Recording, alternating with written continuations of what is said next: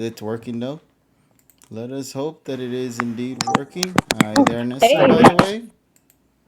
I think I hear you. you think you hear? And I also hear TSS too. There we go.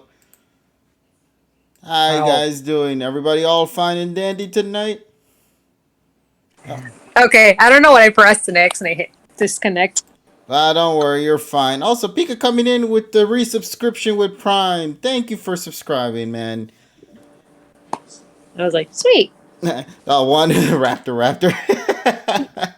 Oh man, how you guys all doing tonight? Hopefully everything is running fine and dandy. I hope so. If not, I'm going to hit that recording button just to make sure as well. I always do Well, it. you should always do that. No, I'm just saying I always do it, but I'm just gonna make sure Uh, that I specifically don't forget because there will be like a session or two that I'll forget. But thankfully the Yeah, I'm gonna recording get a goes drink. fine. I'll be back in a moment. All right, man. But hey, everybody, how you guys all doing? My name is KG Prestige, and Hey-o! welcome, one and all. Hey, who's that over there to the side? Is it Who's Tyrone? that? Who's that pod member? It's Tyrone. Son of a bitch! Dun-dun-dun. What do I say? Are you fucking serious? Oh man, but seriously though, you guys all doing fine dandy tonight? Before we get into tonight's session, obviously it's a lot to get to, it's a lot. because we got so much to discuss, and by so much I really mean one real thing to discuss for Yeah. tonight. But It's like that one thing that's thing, gonna branch off into a bunch of things. yeah, that's what I'm saying, man. It's gonna be one thing that just goes on and on and on and on like the Energizer battery. But hey, that just means it'll be more chaotic and fun for all of us as a whole. So, greetings, one and all, yet again to another exciting edition of the PokePod World Podcast. Tonight, ladies and gentlemen, is a very special night because once again, another season has come and we've reached the 100 milestone here with the PokePod World Podcast, making it to 100 sessions total A now. hundred. Wow. And this isn't the first time we've done this before. The previous 100. season we had, the PokePod R, that one was also one that we actually ended off at the 100th episode before we returned into the PokePod World podcast, which honestly is a good title now that I think about some of the things we've done during this season, man. It's been an Yep. incredible amount of shit we've done these past year and a half. So, and so this is the final Pokeball. Nah, man, the final one, you'll know in advance when that happens. But for now, though, our adventure continues on just like Ash and Co. And let's just hope we can continue to make more memorable and fun, chaotic memories as we I move just have a forward. gun. This is the final one. You knew it was Well, coming. if this is gonna be the final one, then what I'm gonna do is I'm gonna spend 5 minutes talking about the special because it actually has some decent stuff in it. Don't worry, we'll get into that soon enough. But obviously, I think the first thing we should obviously talk about is just as a way to celebrate 100 episodes, it only feels appropriate to kind of just take a little bit. And also, this isn't the final episode, by the way. We're obviously going to continue making more of Yeah, these. obviously. I would not, listen, I would not let you guys know it's the final episode like right now. I'd let you guys know in advance, oh, this is going to be the final episode. No, we're still going to keep on the World podcast because there's just so much that we've done in this season. I feel like this is going to be the big one right here. Pokepod World is going to be the one that will continue on for a good while because this was also the season that we've done a lot of collaborations with so many of our Annie-Poke friends as well, keeping on with that Annie-Poke theme by actually collaborating with folks outside of the US and actually seeing some other folks out there, like with the Annie-Poke Bros as an example with Raph and Benny Boy over there. And then, of Yep. course, some of our other pals like Kuro Blitz, Lumio's trainer Zach. Who else we got on this call that we've had a bunch of times? Trayman. Obviously, Yeah, we got Trayman, Trayman. Trayman one, Goggles. Me, Um, let me see who else was Ionic there. Bond. Media Nut. Like so many Yeah. people we've had beforehand, and it's been an Yeah. incredible journey Really? from I through know and through. JR. JPR. He's He's part of us. Yeah, He's he's a- a part of he's us. a- He's like that one like side character who shows up whenever his moment comes or something like that. He's like you ever play an RPG and it's that character you can use on your team, but you can't really customize much of because they won't be on the team that long. Yeah, and then he comes Like and that. goes whenever he wants to. Yeah, it's like that. Yeah, but for like the main cast of members though, like the ones that normally tend to be here with most of us all the time, usually is me, Tyrone, TSS, Terrell, Richie Richie, sometimes. JPR, obviously I know. Unessa, Polly, Evie. Those tend to be the members we go with every now and then. But obviously everybody shuffles around and everybody does their things and whatnot. So it only is. It's only fair to everyone, whenever they're busy. If they can't come through, that's perfectly fine, But anyway, tonight's session, I thought it'd be kind of fun to sort of reflect a little bit on it because we never really did much of that in the previous one. And given that there's no episode to really talk about this week aside from the recap and the Dawn stuff, I think for like the first half an hour, it doesn't hurt to just take a little trip down memory lane and talk about what has happened because At least it's not a Zur lane. So it's okay. hey, listen, man, that's my ship game. Damn it, I love that. Don't So you when be you- dissing my ship girls, damn it. So basically, when you started this, like it was like back in like July of 2019. If we're going off of like. If we're talking about the PokePod world, this happened back in November to coincide alongside the release of Pokemon 2019. Yeah, we ended off the PokePod R back in the final episode of the Sun and Moon series. And I honestly thought that was very appropriate. I thought that was a nice closure for us at that point because it's like this was around the same time where the PokePod had to go through a lot of shuffles. Because as you know, we had like 3 different seasons of the PokePod before we got into the PokePod world. We had the original season of the PokePod. Yeah, Then we had the season 2 of the PokePod, which was the one that gave us the brand new PokePod logo that was made by our buddy Doodles. If you remember that one, that was the image that had the microphone as like the background. That was the original PokePod logo. And then after that, when the channel got deleted through unfortunate means, we had to come back, and we still did the PokePod after that. But this time we rebranded it as the PokePod R, and I don't think people even know what the hell the R stands for. I always love it that people still don't know. I always called it PokePod. I always thought it was like PokePod Revival or some shit. No, it's actually just R. I know it's R. Or like if you had to make a name for it, I was always thought it was like PokePod R. Or like Emmy just said, Pokemon Reboot. Yeah. The PokePod Reboot. Yeah, revival, reboot, remix. Oh, I mean, we can actually take this back further with KG, me, and Dean, the original trio. It wasn't even called PokePod back then. It was vaguely dubbed Poke Hype Train back then. Vaguely. Very vaguely. Like we didn't use the actual name yet. But we were basically infamous for doing like 3-hour chats about 2-minute long shit. Or even just one episode or just an image. No. I remember still the one that sticks out to me the most is when we had the preview for was it XY60?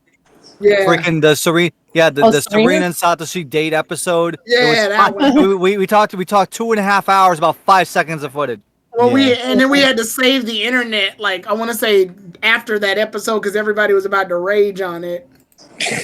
Yeah, so hold on. But yeah, unfortunately we don't actually have a wiki. Somebody was asking. I'm surprised. We've been doing this show. We've been doing this PokePod show for 6 years, and we have yet to get ourselves a wiki anywhere, man. We need a wiki. What the fuck? Somebody make a wiki. This is bullshit. I'm surprised. Every single anniversary. So it could be like Bulbagarden and freaking insert prawn ads. No thanks. TSS has busted his ass for God knows how long talking about tech that only like 12% of people get, just so that we can fucking not get a wiki. You gotta remember. I've been here for almost 17 fucking years, so it's like, it's really nice to once again be with the folks here. Like I said, and I've said this since the very beginning, 6 years ago, best people I've ever worked with.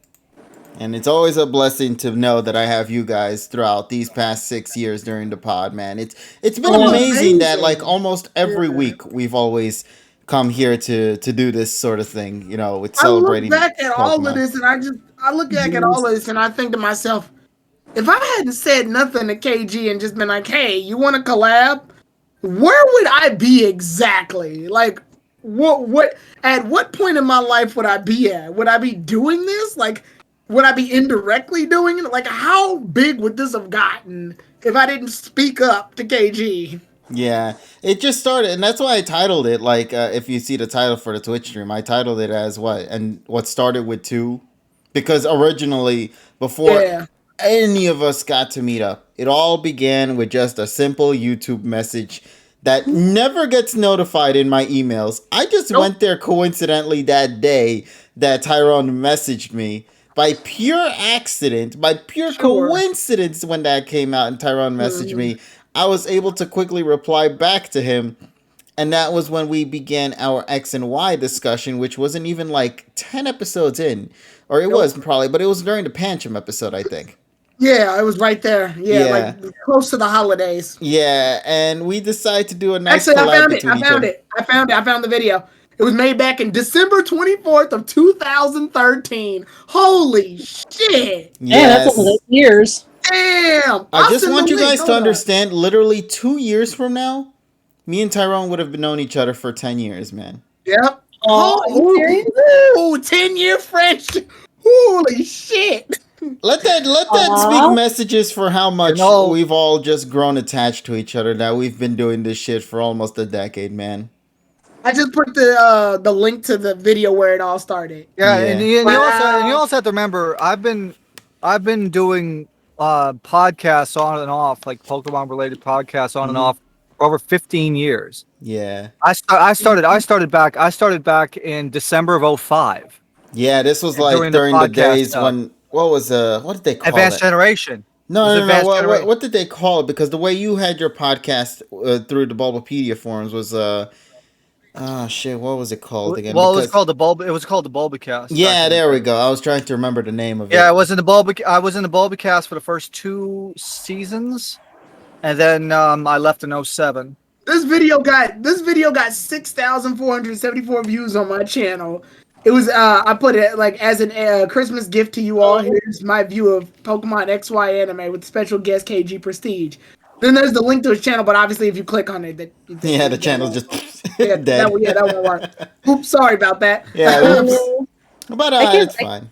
I can't believe you guys been doing it for this long though. It's crazy how time flew so fast. But yeah, it's like 10 years is like it's crazy to hear, but now it's just like, really? Is it 10 years? We were Oh, it's like when I first started liking Pokemon again after my hiatus from like 2000 to 2004. Now remember, I came into this shit finding by chance that Pokemon existed in Japanese because Excalibur fan subs existed back in 04. Wow. And I fucking found it on fucking September 8th, 2004. And ever since, that's when I've been here. So it's like, because of me deciding I was on a Japanese kick and decided to do a fucking Google search, that's why I'm here today. Oh my god. I kind of remember a 17 long years. time ago when I found out like Pokemon, like when I remember the first time I accidentally found out it was Japanese. Like I remember back in the day I used to download like from Kazaa, like those like crazy download illegal download sites. But then I remember on accident I found OK from Johto and Silver, and I was like, what is this? This sounds really awesome. Like I was like kind of impressed with it, and they're like, no, this is Pokemon Japanese. And then I think at the time the one that only existed was only Dogasu. He was like Dogasu's site has been around since 2000. Yeah, he was like the only one that was around. And then I think I kind of remember I hit him up and asked him some questions because I was like, I have no idea this like existed, but then I was like kind of back and forth, and then also I got my hands on the first episode of Advanced Generation in Japanese. Mine was subtitled, And then I was like, holy crap! I was like, I didn't realize like the background music was so much like I don't know more dramatic compared to the dub. It was probably our version because because I don't know when that was. But Yeah, I know we redid AG1 in like 2005 or 2006. yeah. Oh, I thought it got was my oh I six. got my copy before it aired here in the States, so it was like 2003 or late 2000. Okay, so you probably found oh then it was probably Excal's early release of it before it Yeah. was but yeah, because Excal's first five like Excal's first 4 episodes Uh were huh. kind of shoddily translated. Yeah. It wasn't until like AG5 when it got better, and then they did Hmm. all the way up to AG16 and AG44, Hmm. and then we did I think AG1 through AG12. Uh Well, huh. 11. I think 12 was yeah. Well, it was 12. Okay. Like, well, we No, could need help. Need help. and I was yeah, that was like the first time I got exposed to the Japanese part, and I always thought it was like really cool and interesting. And then I kind of remember when I watched the dub, I was so disappointed. I'm like, what? They took off the dramatic music. I guess that's when I discovered like that like I guess like 4 Kids was doing it at the time, so that's kind of Yeah. why I kind of was like wasn't a fan of 4 Kids as much afterwards. But I think I was like a bit older too, so it's like.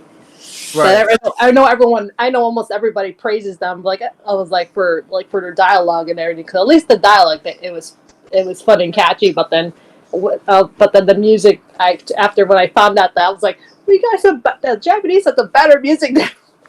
But first, then I was just like, okay. Hmm.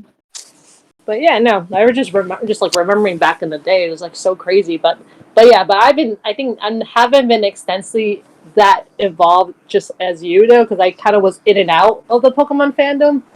So it's been like that for the longest time. Like I'll be out for a couple of years and I come back and someone's like, oh, this is new, or should I stay in that? I'll just get out again. So like, Mm. so that's how it. Yeah, Yeah. that's how it is for Yeah. me. I mean, for me, Pokemon became my life Mhm. after I came back because it was the only saving grace I had because life was tough in those days, Mhm.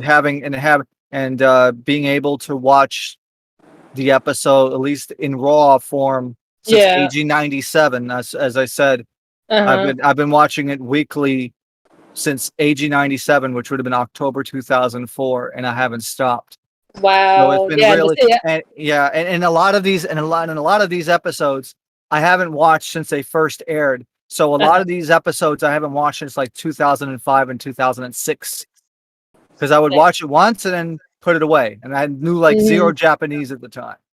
But now I kind Wow. of want to go back and watch them again now that I know more of the language. Mhm. But it was really fun, and to be honest, a lot of people I've met through IRC, and I was never a forums guy, but Yeah. IRC and Skype, and then eventually Discord, and just I'm really happy that I was able to find folks like you with the common with the where you have great where we have great chemistry together, and it's just a pleasure working with you guys.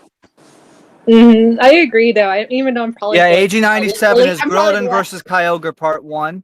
Hmm. So I came in at the unfortunate time, but yeah. So Wow. and actually, if I would have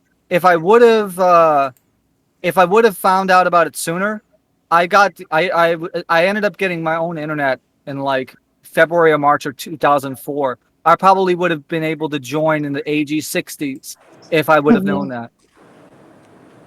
I was like, oh So, man, I remember internet too. It was like so hard to get by. Like we had to oh deal with yeah. dial up, and I was like, Well, I think. I think dial up I only had to deal with in like 99 to '01, and then Uh-huh. DSL from '02 to '03, and then I didn't get my own internet until March of '04, and that was cable Oh, okay, yeah. It was Optimum. so you're a different path than I did because I was like I didn't get internet till 2001, but it was oh no Mhm. 2002. I'm sorry 2002, and then we had dial up, but then it was horrid because like our dial because someone always called on our phone, so the moment someone Yep. calls, then the internet get cut off, and I'm like no. No. It's just like It's like there goes your SNES ROM Uh-huh. that you wasted 10 minutes yes. to download. Oh, I was so mad. And then somehow I convinced my parents to get cable. So we got cable from 2003 to 2004. And then once our bill went up, then we switched to DSL. We were in DSL for so many years until some stupid shit happened, like with my DSL. They're like I remember at the time AT&T was like, "Oh, we're gonna cancel your internet because we had to take a course," and then it was actually under my dad's account, and then my dad doesn't know the password or anything. I couldn't get to his account, and so they're like, "Oh, sorry, so you're gonna have slower internet," and we just canceled them. We're like, I prob was actually asking how bad was dial-up. It was bad. No, it was bad. If you were lucky, I mean, they had 56K modems in the late 90s, but you'll be lucky to connect to like either AOL or Juno at like fucking 48K. And even so, like I said, it would take like 15, 20 minutes to download SNES ROM. So what I used to do was I used to go to the library, because back then they didn't really have it locked down yet. I used to download fucking SNES ROMs on the floppy disks at the fucking library and brought it back home. I remember like Yeah, you used to do. Yeah, you used to be able to do that because they had old Dell Optiplexes, and they didn't lock the machines down yet. Oh shit! Lucky you then. Yeah, I remember like we from dial-up we did download music too, and then I think music it took like maybe 20 minutes for like a 2-3 megabyte file. It was because it worked. So I remember it took a while, but it was in a good day. It was like it could get it under 10 minutes, but I remember it was like like 20 minutes for just a 3 megabyte. Now it's nothing. Now it's like instant. I remember back in like 1994, where you used to play Shockwave games. You should go on AOL and play Shockwave games, and it specifically said fucking 15 minutes for the game to load if you had a 14.4 modem. Oh shit! So yeah, you had to wait fucking 15 minutes to play a fucking game on AOL. Oh my god! Back in like 94. No, I know. I was. And even before that, I remember fucking Prodigy. That's how fucking old I am. Prodigy on fucking DOS in like 93. No, I don't remember that. Honestly. Holy shit, the fucking Sesame Street game. Let's fucking go. Going back to the PokePod, because we're celebrating that. Sorry. No, you're fine. Well, like in terms of memories of the PokePod, I will say it is funny, like just seeing how much we've evolved since then. No pun intended, or pun intended. I don't give a shit. But I remember we had to use Skype back then in order to fucking communicate with each other. So we'd have like robot voices, and we still do have fuck ups from here and there.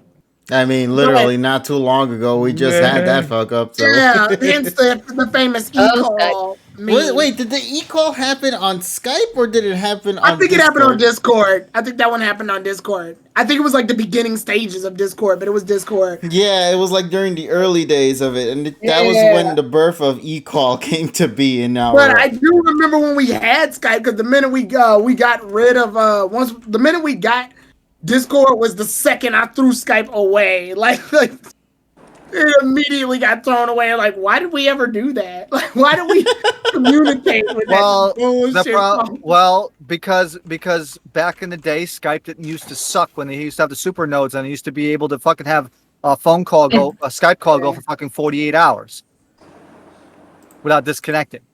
Right. But so, damn, man. Like, let me see. Actually, no, I do have the image here. Hold on a second. Let me show this real quick. Oh, I want to see. Oh my god. I'm gonna post this here on the thing itself. But back in the day when we had the emojis, ever since that incident happened where we had the e-call shenanigans go down, I actually asked Doodles to make an icon for it. So I have it right here. I'll post it right now. The e-call image. It'll be on top of the PokePod logo right then and there, so you guys can see it for yourself. But that was an image that Doodles made a while back in the day, and I always remember that. That's like as stupid as it might have been, because nobody ever found out why it happened. Because in the call itself, TSS was talking normally, Like, we heard him normally.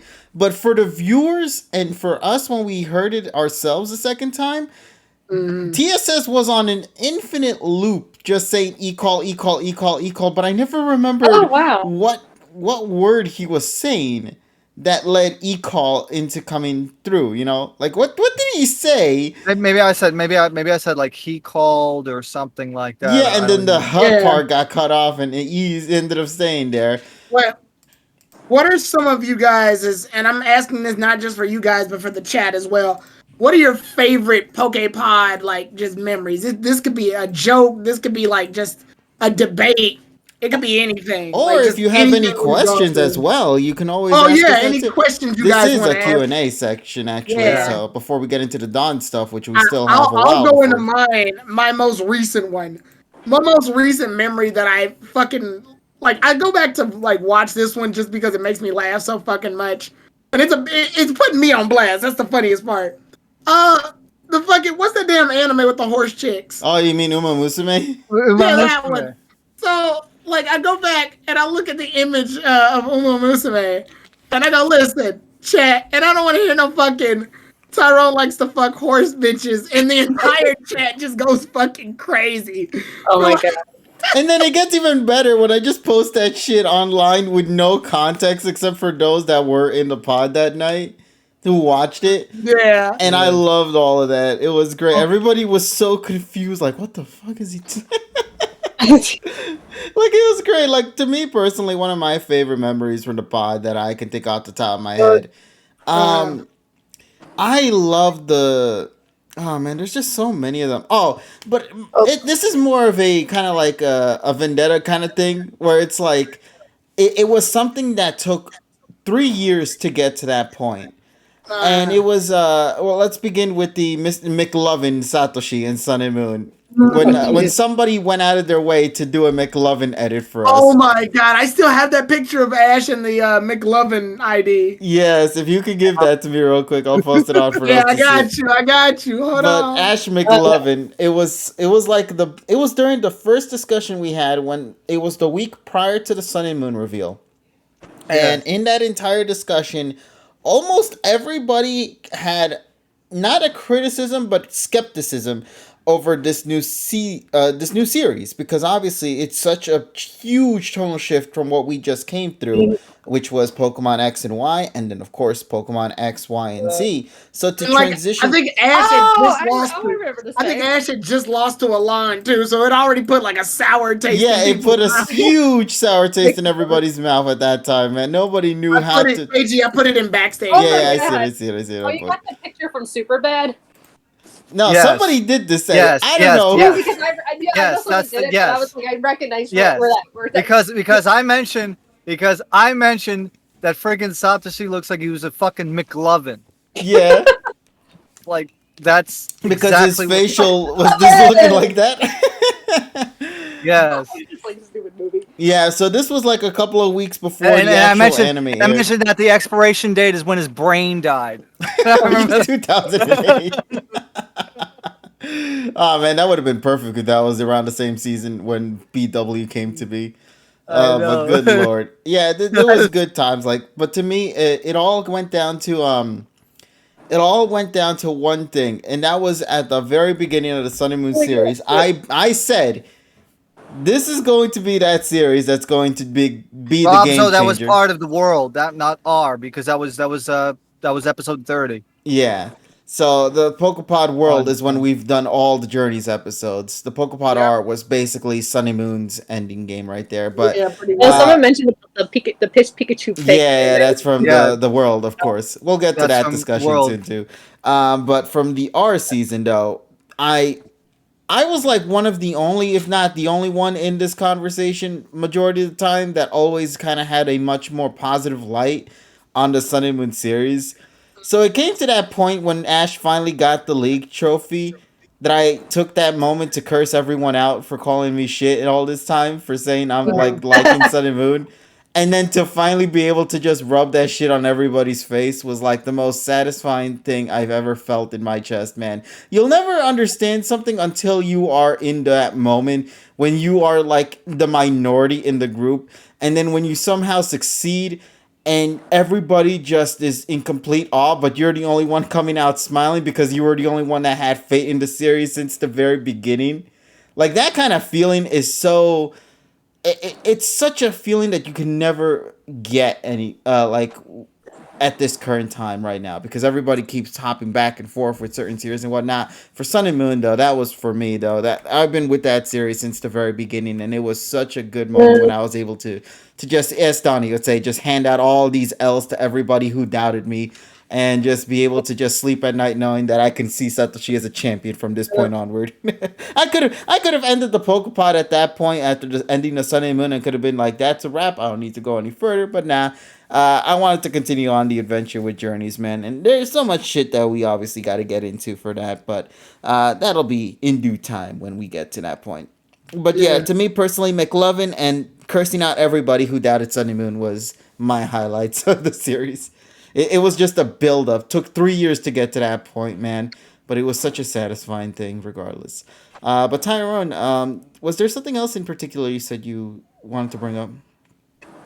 In terms of memories with the PokePod, I think I'll read a couple of the chats just because they've been naming a lot of them. Yeah. Someone said PokePod Galaxy is next. I'm looking forward to that season. We gotta do a trailer. Let's see. Somebody put they miss Dean and the Chornick. Yeah, them too. They're doing let me their just own let thing people right now. know Dean and the Charnick are still, well, first of all, they're still alive, obviously. They're still doing that. But as you guys know, with the incident that happened back then with even Dean as well, who unfortunately suffered that same fate as I did with channel deletion and all that, he had to sadly just see it end, and he thought, you know what, I'm gonna not just go any further. And this was around the same time as Sun and Moon season, and he wasn't exactly that very fond of that season as well. So he's like, I might as well just end it off at that point. He had his discussions, he had his talks and all that, and that was when he wanted to call it a wrap. And that was it. Some people are missing our Doki Doki stuff. Doki Doki actually is supposed to return. Robzo saying, I predict, yes, that's right. One summer, I predicted fucking Terry, and I was fucking right. Yeah, and I remember in that Smash reveal when that happened, you kept saying consistently, like, roll the tapes, like, go back and just, like, find that fucking audio where I say that shit. And it's true. I listened to it, and I was like, holy shit, he did predict that shit.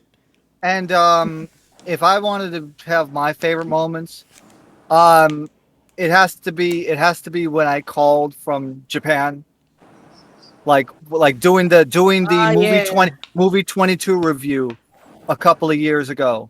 Yeah. Like literally 2 days after I watched it, and I came on the pod while walking in the middle of like Osaka. I remember and also I was in a fucking PokePod anime edition with KG and Eevee while I was walking around in fucking Comic-Con. Yeah, we were talking with him because it was the anime edition of the pod. So we were talking about anime. Meanwhile, this man's in anime land over here. So I was surrounded by fucking like H dojins and fucking SAO shit. Like I remember when damn, I just lost it. I remember when I remember when we were talking about an episode of Journey. It was the Rinto episode, I believe. And Polly's talking, and then immediately she comes after me and is like, well, because some of us don't appreciate Diamond and Pearl, Tyrone. And I'm like, I'm not doing shit right now. My fucking Pokemon Sword and Shield like was still fresh, and I was preparing for competitive mons, and I was training them. So I'm like playing while we're doing the discussion, and I'm like, what the fuck? I didn't say shit to you. I was just being a good boy in the background, just playing his games, and then this happened. It's just like, you don't appreciate Diamond and Pearl, and I'm like, what the fuck are you talking about? I like the fight between Ash and Paul. You're crazy. Oh yeah, no, she got, and I think you posted that and they didn't say nothing, and she was pissed. Yeah, like that was also clipped apparently as well. We have that clipped here on Twitch. Yeah, we have so many clips. It's crazy. Actually, you know what? That would be a good thing for me to do. Yeah. Oh yeah, when I ranted about how fucking Apple could charge like fucking $10,000 for a fucking computer. And then, damn. Let me see real quick. Hold on a second. I know. I actually have a favorite moment just right now, though. I actually was in the background for this one, but then with this like but it was Discord, and I don't think the audience know what the hell we were doing. Mm-hmm. When like all of a sudden we're toasting that Rugrat picture of Angelica doing with the like bubbles. Oh, Yeah, I have that freaking video because I kept it. I know which one you're referring to. Yeah, I know, because I don't know what the hell was going on, and I just started like, I'm just gonna chime in for fun, just out of curiosity. And then and then Terrell was like, you're like, what? This is why you don't get shut the fuck up, Terrell. Wait, which one? Okay. Remember you and me chimed in. That's when that wasn't in the PokePod. I think that was just out of context. No, it wasn't a PokePod. It was in the pod. Yeah. It was in the pod because I have that video. I was like, I showed it to so many people, and everyone just started laughing and looked at me like, "Oh yeah, you're welcome." Because we don't know what the hell happened. But that was a great moment. I just couldn't stop laughing for like so many days because it's just they're just like, "What the hell happened?" Oh man, but let me see. I'm right now going through. I'm going through Twitch's clips because people have made clips of the pod before. Of course, yeah. And I'm like looking at these titles, and I have literally no context to like what's going on. There's a clip here that's just called "Calm Down, Billy." I'm like, what the fuck is that? Like if I don't remember any of this shit. There's Ladybug Strikes Back, Electric Boogaloo, Airplane Mode. Fuck out of here. It's called one of them. Terrell put the one with put your pussy on the phone, Karen. Yeah. About you choking on that wasn't even during the PokePod. That was during a freaking Fall Guys stream. That was during a Fall Guys stream. I mean, but still, I would call it a PokePod memory. If you got majority of the pod members on it, you can count it. I guess so. Yeah, it's a PokePod experience. Yeah, I count it. Yeah, because we branched off a lot actually, then into other channels and other videos and shit. I mean, technically, we had that big crossover. What was that last year with all the other PokeTubers? Yes. No, yeah, you guys had it last year. Yeah, we had that crossover, the giant crossover that we had, and then we had the Smash tournament last year too, didn't we? Indeed. Yeah. Yeah, that was crazy. We did so much. There was a lot of things we did back in the day, man. It's just incredible to think about how much we've really changed since then and how far we've come with the World Series. Us playing the games too, like Pokemon Blue, Crystal, Emerald, Diamond, Pearl, Black and White 2 and XY currently. Mm-hmm. What the hell? Okay, I'm looking at all these clips. Let me see. Probably one of the ones is when I said during the video game awards when it's like when you see the lady like looking flustered and having like a book open. It's like when you're not in your own book, you know. It's like oh my god. and I can see KG fucking smirking. Oh my god! Because I knew I fucked him up with that. Oh my god. I know. I was like, holy shit! You know what? Actually, I'm gonna open this up for you guys here in Discord. I'm gonna play some clips because I have no memory on some of these clip titles, but I thought it'd be kind of fun for you guys here in the call to also listen to it as well, and also to those in Discord as well to take a listen to some of them too. Of some of the clips. Yeah, I'll play that one soon. I found this one that's just called Comedy Gold, and like they don't give a fuck, eat shit. Oh my god. Hold on. It's like I posted one too just on Discord, but then I was like, I kept that clip, so that's why. I'm gonna post these here on. I'm gonna post this here on Discord. I hope the audio plays for you guys when I'm actually doing this, and I'm gonna just play it as well for those so that they can listen to it here on Twitch. And let's see if they actually can hear our audio. Hold on, let's play a clip. I want to see what this is. This was back during the original first few episodes of the PokePod, the PokePod world. Lord help us.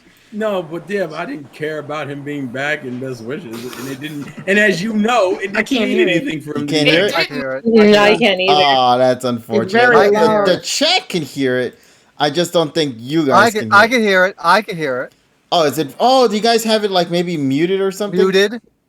Hold Yeah. on, let me try. Yeah, like you probably have to has it slide muted. the volume up on that thing. All right, replay the clip.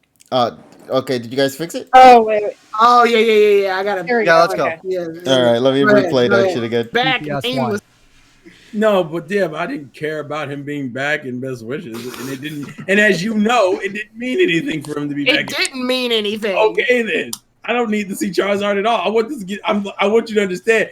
And I didn't need to see either. Charizard. So what are we even arguing about? because you sat there. And Because Terrell got angry over little shit. That's no, what it was. No, because you brought up a statement that didn't make any sense of how the Pikachu thing is different from the Charizard situation. Oh, I remember this scene. Oh my god. This was the Charizard debate. When you guys are complaining about the Charizard Gigantamax and you're thinking Ash's I Charizard to remember that. Gigantamax, yeah. I remember that one. It was a And you gift. guys were arguing over each other, but the hilarious thing at the end was that both of you guys were There was no in the point. same page. Yeah, you guys were both on the same page in that shit. And yet you guys still fucking went insane on that whole That was thing. the dumbest argument in the face of the planet. Oh man. I'm I'm just pretty trying to sure look you for and some of these. Terrell got a lot of moments. Like, Oh yeah. What the fuck do you have a secret I wouldn't joke doubt with? yeah, What do I like? There are so many ones here. I don't even know like which ones to click on because there's just so many. I'm gonna click the ones that have the That's most views, weird. I guess. Let me take a look around here. maybe click on them. Can you sort up on like you hit views? Yeah, I can. There we go. I know this isn't- I remember this one. That's things. Best thing to I best think. thing to happen to Pokemon. Yeah, I remember this one 100%. Nessa, you might remember this too, because this Oh was. god, I know this one. Yeah, if you see the Here we image, go. you'll know which one it is. Here we go. Okay, I'll play it. Major Okay, rival. look. Well, actually, the most major rivals, and also some of the minor ones, such as Richie and Morrison, Tyson. Even though I don't really want to talk about them, but Nah. I figured they should get their time to shine. So I'm planning on doing this every Wednesday night around 10. Oh my god! The dog does not that's the best thing that has ever happened on this program. Oh my god! Those are the dachshunds. That's the dachshunds. The dog comes through. Yeah, Fucking I dogs. remember that. Now I remember it because I remember I was sitting in my bed. I had the 2 dogs, or the 3 dogs at the time, and sadly, one of my dogs passed. Yes. But I remember at the time, though, I don't know what the hell happened, but then a little movement, and these dogs started barking at each other. It was just random. But the timing, like that's to- the I like- timing though. That's I like Terrell. But, Oh yeah, my god! It wasn't even intentional. It was just random. And then these damn dogs, because I think it was my dog. She moved, Mhm. and then the 2 dogs started barking just like they did. and then Donnie, of course, found the clip, so people can watch it on their He own found time. the clip for those who want to listen to it outside of that. Oh, But yeah, that dog. Just want to let you know, that dog is the most highest viewed clip we have for the pod. The people love that dog bit so much. That is the highest viewed clip for the PokePod as a whole. I man. know. Sadly, I actually right now don't have any pets KG lost his anymore. farm My privileges. What? niece took her 2 dogs to Costa Rica. Uh-huh. So right now there's no dogs. It's like, yes, I'm the first time petless in like over 10 years. Yeah. It was But, just, weird. Let it be known that your dog will forever have a legacy in the pod. Like if the dogs do have an Instagram account. They Oh do have a shit! It's popular. Jolie.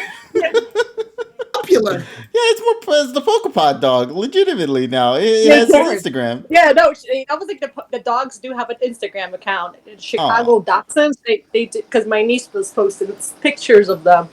But then I think I told her about it. And she was just laughing. I was like, "Your dogs are popular, actually, on the internet." No, yeah, without even trying. Yeah, okay, let me take a look at these other clips while we're at it as well. I see the Tyrone wants to fuck horse one. That's also another high Play clip. it. Just play Yeah, it, please. I'm gonna play it a little bit just so people Play can see the what. goddamn. Alright. Roll the clip. Roll the Send clip. goes through fucking Microsoft servers. Yep. So you know what that means? It's time to build our own network. All right, so KG, I decided to entertain this, and I typed in the name of the show you were mentioning before on Google, and I don't want no fucking. First of all, chat, I don't want no fucking Tyrone loves to fuck horse bitches or whatever. That's hot, okay, I don't care. That's hot. I'm telling you, man, the designs of the. That's so funny. That was when I realized Tyrone has a thing for horse girls now, man. And now everybody here now does too. And to this day, and to this day, no apologies. It's still fucking hot. Oh wow. Oh, Except they have geek. Yeah, I love it too, though. I always love it. That was Lots of horrifically privileges. funny. Yeah, what's this honk privileges one? I need to see this. Yeah, let's see what the honk privileges. Yeah, I don't remember this. I want to assume this is a poly thing. I'm just so surprised XYZ didn't win. No, I'm happy that it lost, especially to one particular series. Oh, good, KG. Hell yeah. More hate. I just. I'm going to bed. I think I'm gonna go to bed. I feel like this got really dark. I don't know this one. Like how this went. No, don't worry. We got 7 minutes left, so we're good. We're good. I feel bad. No. I feel genuinely bad about what just happened. To be fair, they just act like random people, so like, and especially have a huge following, so then it's like that's why they were. So that's probably their followers. Oh, this was the episode where Tyrone was talking about before with the shit. This is when Polly called you out behind the scenes. This is the clip. This was some bullshit. That's what this was. Yeah, I was wondering why this felt so familiar. This is when she called you out when you were behind the scenes playing the Pokemon game. This is when I got attacked for no fucking reason. Yeah. The except for X and Y. I think it's referring to the video games, if I remember correctly. Yeah, I was minding my own damn business, and all of a sudden, the Polly decides. I believe it was August. So here we go. August. Yeah, right after Motostook, it's the route right after that connects to Galar Mine 1. Wait, what happened? And as you're going there, there's like this like kind of mill in the background. And there's like a path that goes to it, but the path is like blocked off. And I kept wondering, like, how am I going to get there? And then I just found out that you can't. And I was like, wow, in any other Pokemon game, except for XY. Except XY, I was gonna say. Except for XY, in any other Pokemon game, I could have gone there. I could have explored that place. It's so sad that we got to say that in unison, except for XY. Yeah, except for XY. That's just going to be a... Yeah, so this is when you guys were talking about the games and talking about, like, the ability to just kind of go anywhere that the game allows you. And then you guys all jokingly just said at the same time, except for X and Y, because X and Y is that game that just is so linear that it has no branching paths whatsoever, except for like a patch of tree that's right to the side to go one space to the right to grab a ball. And that's as far as it goes for that. Which one says yeet? But it's probably not. Let me see here. That's I clipped it, angry Tyrone. Wait a second. Wait a second. Do you know how little that narrows it down? Yes, I clipped it, angry Tyrone. Oh, this is the freaking clip when Tyrone got mad at the shit. Play the okay, I'll play it. The entire Twitch, the Twitch chat's gonna say, "Here comes a grumpy, dumpy ass Tyrone here to fuck shit up." Tyrone, this episode was ass, bruh. Don't fucking sit here and tell me that fucking JPEG slideshow of memories was fucking good. Fuck y'all and fuck that. Except for y'all cool. I mean, like, fuck y'all as in the general public. Thank you. Thank you. I do remember one time when the whole Tyrone, you turned the internet against all of a sudden, like because everyone was like telling, "Oh my god, the best episode!" I'm very proud of that. Yeah, this was during the time we were doing the episode reaction, and this reaction. Yeah, I remember. And you were fuming in that entire moment, man. Like you just took the entire fucking field that hour, man. Me and Terrell were in the background, so that because Tyrone originally was with us on the phone call, and then one time we were watching your stream, then Tyrell's like, "No, you just like, no, it's like, because everyone was saying, oh my god, this is the best PN episode ever. Let me give some. Like, I'm gonna go in there. Let me give some behind the scenes clarification on what exactly happened. So, I was simultaneously right after we got done watching the Gary episode. KG was watching his doing the reaction video, and while he's doing the reaction video, I comment at the bottom in KG's chat, and then Emmy says, "Hey, we're all having a discussion. You're invited. You can hop aboard." And I said, "Uh-oh." y'all didn't fucked up. So Speaking of Emmy's right there in the chat. Yeah. So Emmy invited me, so I'm like, all right, let me stomp my ass over to KG's chat. And Terrell and Nessa just like, oh man, you gonna go buck wild. And Terrell's like, you gonna perform. Terrell's like, no, motherfucker, if you're gonna perform, you're gonna perform.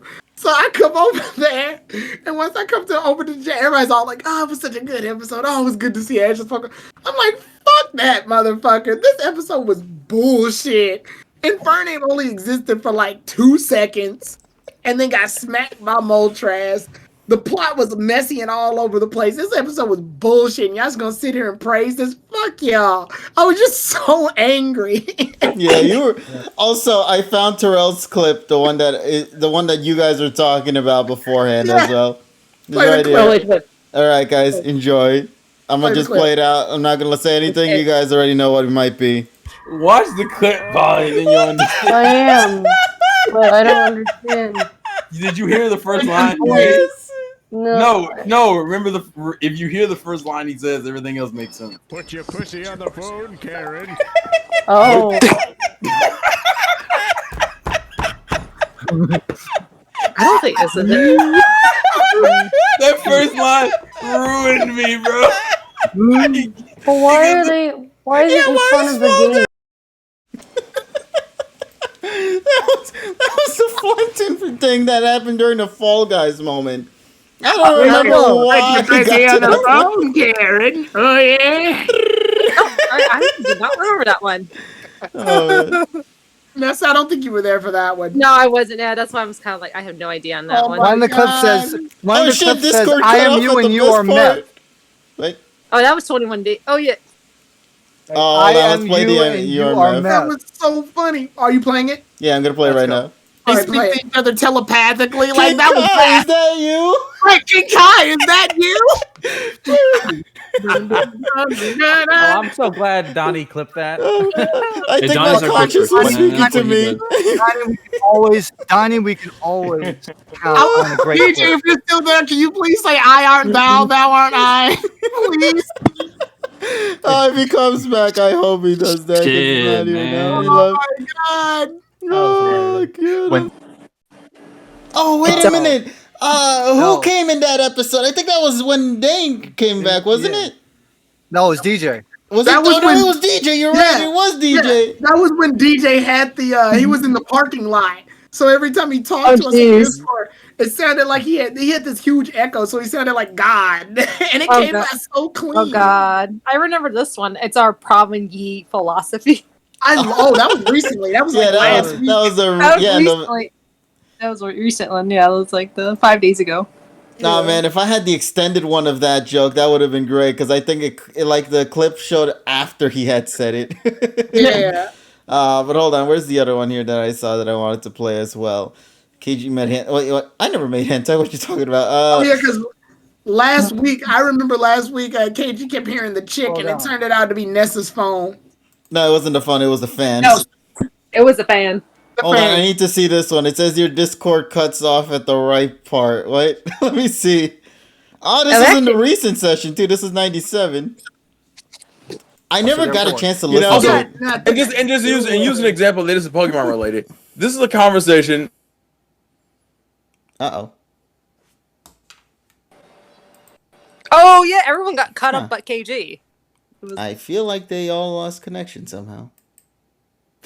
Oh, this was when I had online connection, did I? so I could still talk with the chat. Yeah. But like, you guys never came back. It wasn't Yeah, until because- after because I I ended think- the yeah, chat. I remember Yeah, hopping on because- Discord after that. To actually I'm figure out guessing- what- I think what had happened was maybe a border router got fucked, and then he was not able. We were able to hear him, but he was not getting any incoming data. Listening to it now, it's very funny to hear Trails go, "This is a conversation." Blank. Oh my god. Something about that just warms my heart that he's like, "This is a conversation." Mute. And wait, what's this one here? I see another one here. All the Perfect call outs, timing. perfect timing. I don't know what this one is. Who clipped this? I wish they had the name of the people who clipped this, man. It would have been better. So I could know. But I assume 90% of these are probably Donnie. Yeah, probably. Let's see. Yeah, Donnie usually winds up clipping. That sounds like some Tyrone, warrior you have two shit. places. You're either going to jail or you're going to hell. You better pick one. All Hey, right? look, that's what they tell all the lawyers. No, freaking Tyrone is gonna morph into Kermit, then go to jail. You can't fucking take me back to prison. I'm not going back. I am going back. Oh my god! The hands were. Oh my god! You can't take me back to prison. I'm not going back.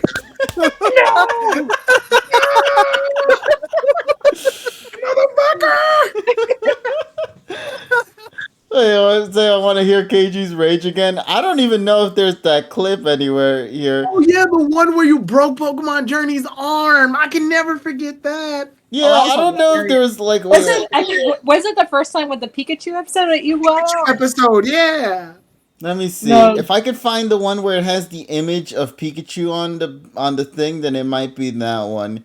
Let me see here if I could find it. Or maybe Chad could find it too, but I don't see it anywhere here, unfortunately. Oh, it's the Pika rant. I see one. That's probably But it. I don't know who it came from, but let's take a listen, guys.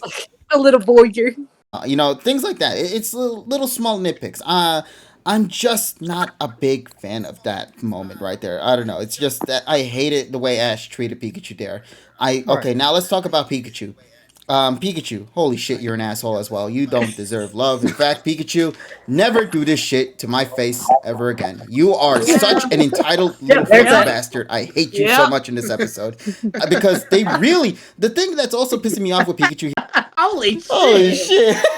Yeah, he went Went a full 180. Yeah.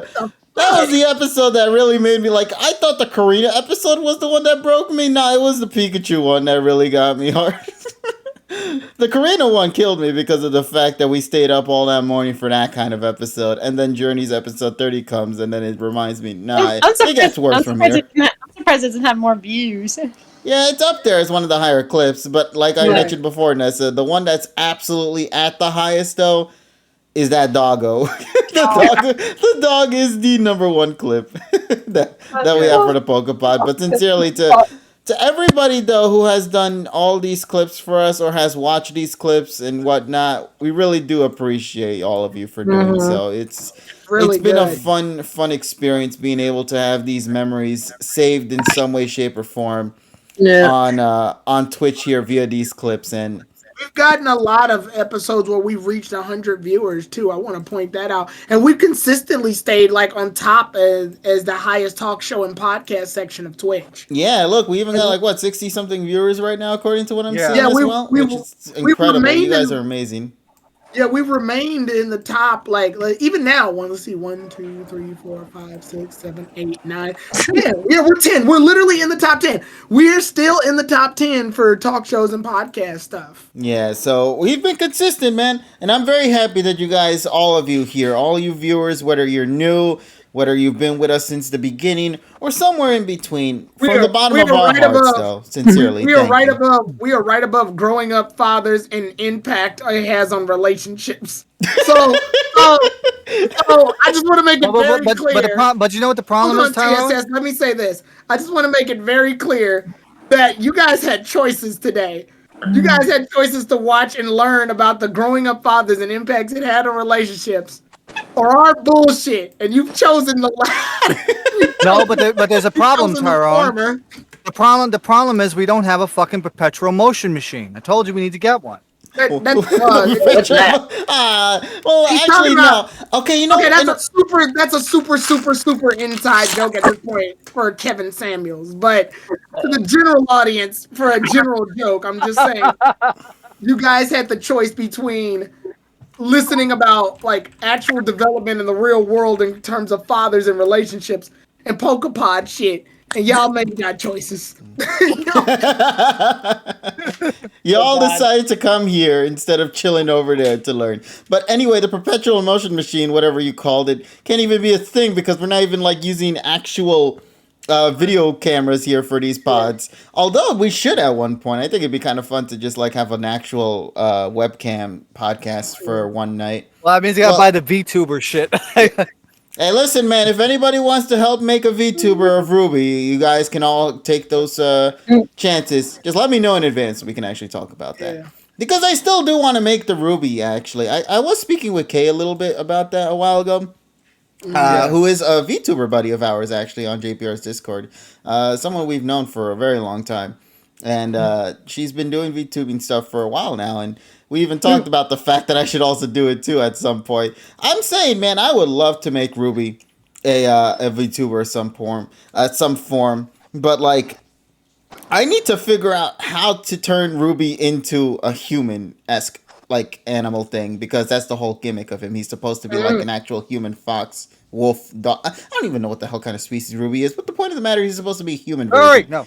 I actually like that Ruby isn't a specific animal. Yeah, because Ruby is Ruby at the end of it all. KG Furry confirmed. I thought I was a brony. I don't know what I am anymore, man. No. Polly called you a jabroni, not a brony. All right. But listen, before a jabroni and before a furry, he was a brony.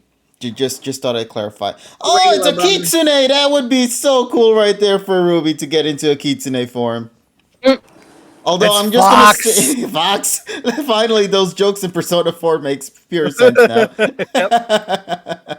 KG, you're making Ruby a waifu now. Well, to be fair, the funny thing is when we were talking about turning Ruby into a VTuber, the big theme we had for Ruby was to actually make his design a trap design. Because he's pink. So transitioning that pink into a human would make it like a trap. So we thought we would... So basically, KG wants to turn Ruby into a Starfo. Fuck you. Oh, shit! Hey, listen, man. That's to be one way to make merch, right? Welcome to Advertising Merch Store. May I help you? My goodness. That VTuber stuff, we could always talk about. $35 for a hat. Yeah. Ruby's Felix from ReZero. That too. Oh, man. Shit. Felix was in that other episode with Master Chief too. I think it was the fucking Hooters store, if I remember. Oh, no. Femboy Hooters. There we go.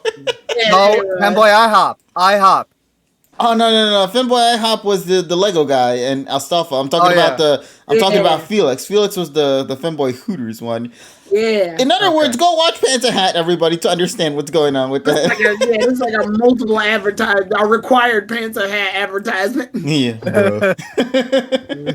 All right. So it now has become the 11 o'clock. Well, it's already been past that mark. Yeah. But you know what? At the end of it all, we always take this opportunity to talk about a lot of things. So being able to talk about this for a bit was nice. Yeah. I enjoyed it. And once again, everybody, thank you guys so much for joining us throughout these 100 episodes. Obviously, our adventure right now is still far from over because there's still so much more shit we have to do. But in the meantime, we hope you guys continue to enjoy the pod as is, and we hope you guys continue to stick on through even more as we progress on within the world of the pod series. So, yeah, let's continue on then. Why don't we, chat? As you guys already know, last week there wasn't really any episode, like a legitimate episode. It was a recap episode. However, before we actually get into the Dawn stuff, TSS earlier ago mentioned he wanted to take this opportunity to talk about something that came prior to the trailer revealing Dawn stuff, because there was actually, in some way, shape, and form, new content that was in the recap that nobody seems to have, because I believe they never released the recap episodes on Amazon or any streaming platform. Right, because technically it's It's a clip show. It's a clip show and a recap show.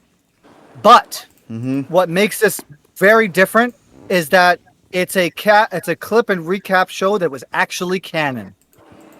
And we're gonna get to that right now. Yep. So let's turn that Pokemon. Oh yeah, I couldn't even see that clip show, but I just saw like pictures from Twitter, like people posted. Well, it's your lucky day because I'm gonna go through the whole fucking thing in like 5 minutes. Okay, so speedrun stretch. Let's go. I'm putting the timer on. Okay. Yeah. So this special aired as a 1 hour special, a pre-summer 1 hour special on TV Tokyo on Friday night. And the show opened up with announcing that 30 winners who got all 5 keywords in the combining all of the segments together will receive 4 special Meza Star tags with anime illustrations on them.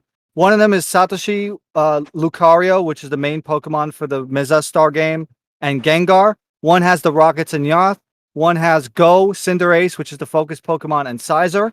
And one with Satoshi, Go, and Pikachu. So now let's go break down the segments one by one. Now, number 1, there was no opening and there was no ending. So it was all cold open, cold ending. So, first segment is Sakuragi, Kikuna, and Renji. And here comes the first real great thing about this special. They made fun of Discord. So the way that they did this was, Renji's Magnemite, which is Francois, it was using discharge, and it was causing like some weird ass things to go on with the video feed, causing like packet drops. And then Renji has to close the freaking video feed, and then the voice came through. Kikuna couldn't have her video on because her room wasn't clean. And then when Sakuragi talks about the park's cameras, they kind of break the fourth wall and they show what the hell was going on from the anime's perspective, which I kind of like that.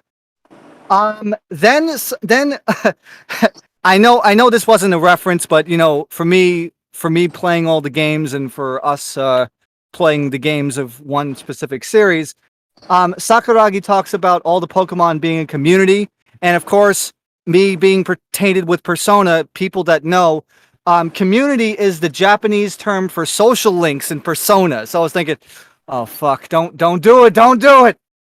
But then what ended up happening was, Kikuna then has to leave because her doorbell rang, and then she was getting a package.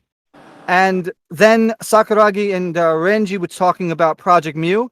And then when she comes back, Kikuna ends the segment by asking what the announcement was. And then they just say, and then it goes on to the next segment. The next segment is a Pokemon World Championships news segment, which was completely emulating a morning or midday TV Tokyo news program, all complete with the sound effects and the graphics. Then a TV Tokyo announcer, and it was indeed a TV Tokyo announcer, comes out and gives a rundown of the Pokemon World Championship so far, showcasing his Iris battle, and then the current main Pokemon with all the stats and everything, including the kind of like the tree stats you would see in the video games, which is kind of the circle chart with the grid. That was kind of fun to watch. And the announcer mentions that they call Satoshi a new hero, and no doubt that he has become a dark horse in the tournament. And then that's when the segment ends. Now, between the second and the third segments, for some reason they have 2 commercials. One with the Kararage sisters 1, 2, 3 promotion, followed by the After the Rains 1, 2, 3 in succession. So that's the first time we had 2 versions of 1, 2, 3 being promoted on the same program. Okay, the third segment, Kikuna and Koharu. So it starts out with Kikuna showing a short clip of the Kanto Kamon and Psyduck, and then she plays that clip over and over again. And then Koharu comments that Kikuna likes Psyduck. Then Kikuna mentions that Satoshi and Go are in the middle of field work, and they went out to Johto today. Then Kikuna asks Koharu if she knows the evolutions that are in Johto. Of course, the answer is, Espeon and Umbreon. And then Koharu mentions that Eevee's taking a nap next to her while showing the stock footage of Eevee sleeping in her room.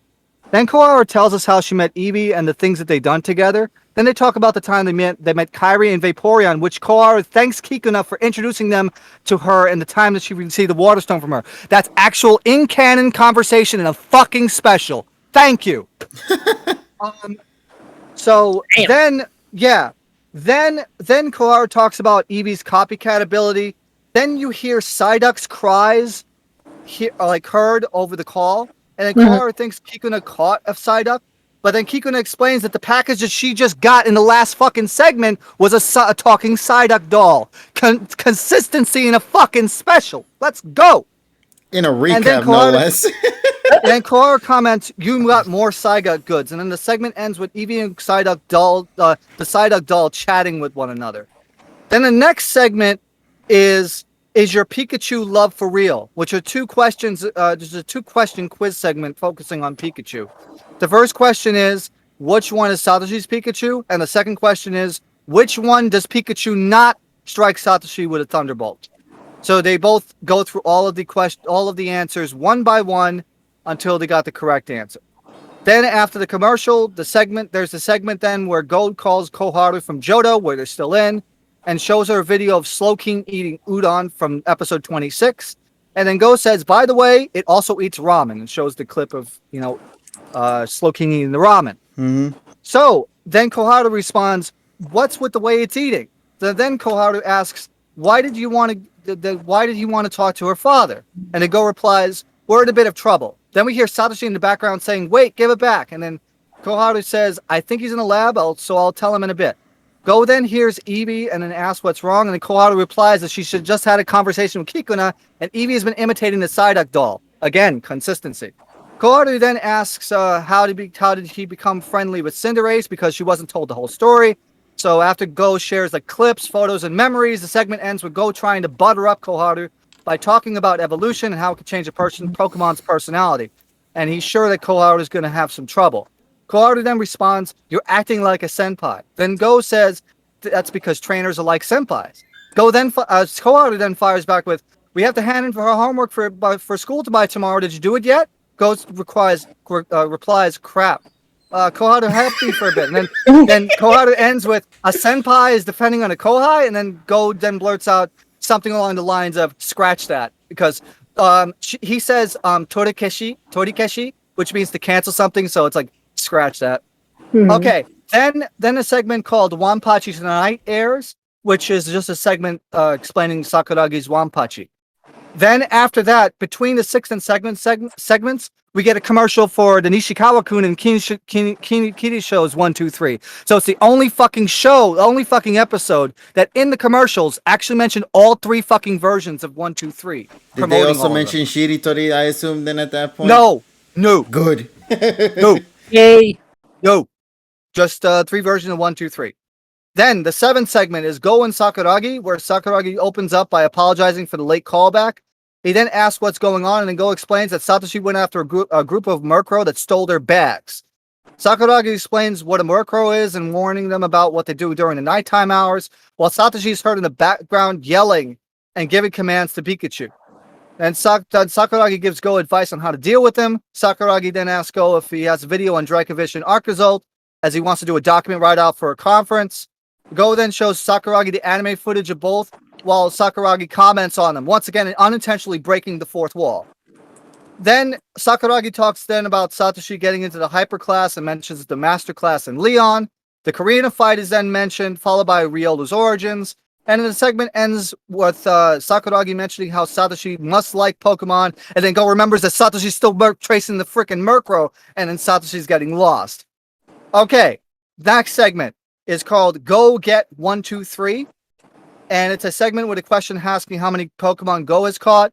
Then they show clips of all of the Pokemon that Go has caught, and they're lined up on the outer edge of the screen, and then they ultimately get to the correct answer, which is 89.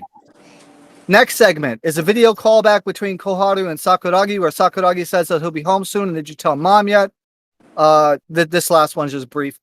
Sakuragi mentioned that the materials are safe and complete, and then Koharu talks about everyone she talked to today, and then Sakuragi mentions that reminds her the exhibition that happened in episode 2, and then the episode ends. after saying like good night and stuff like that.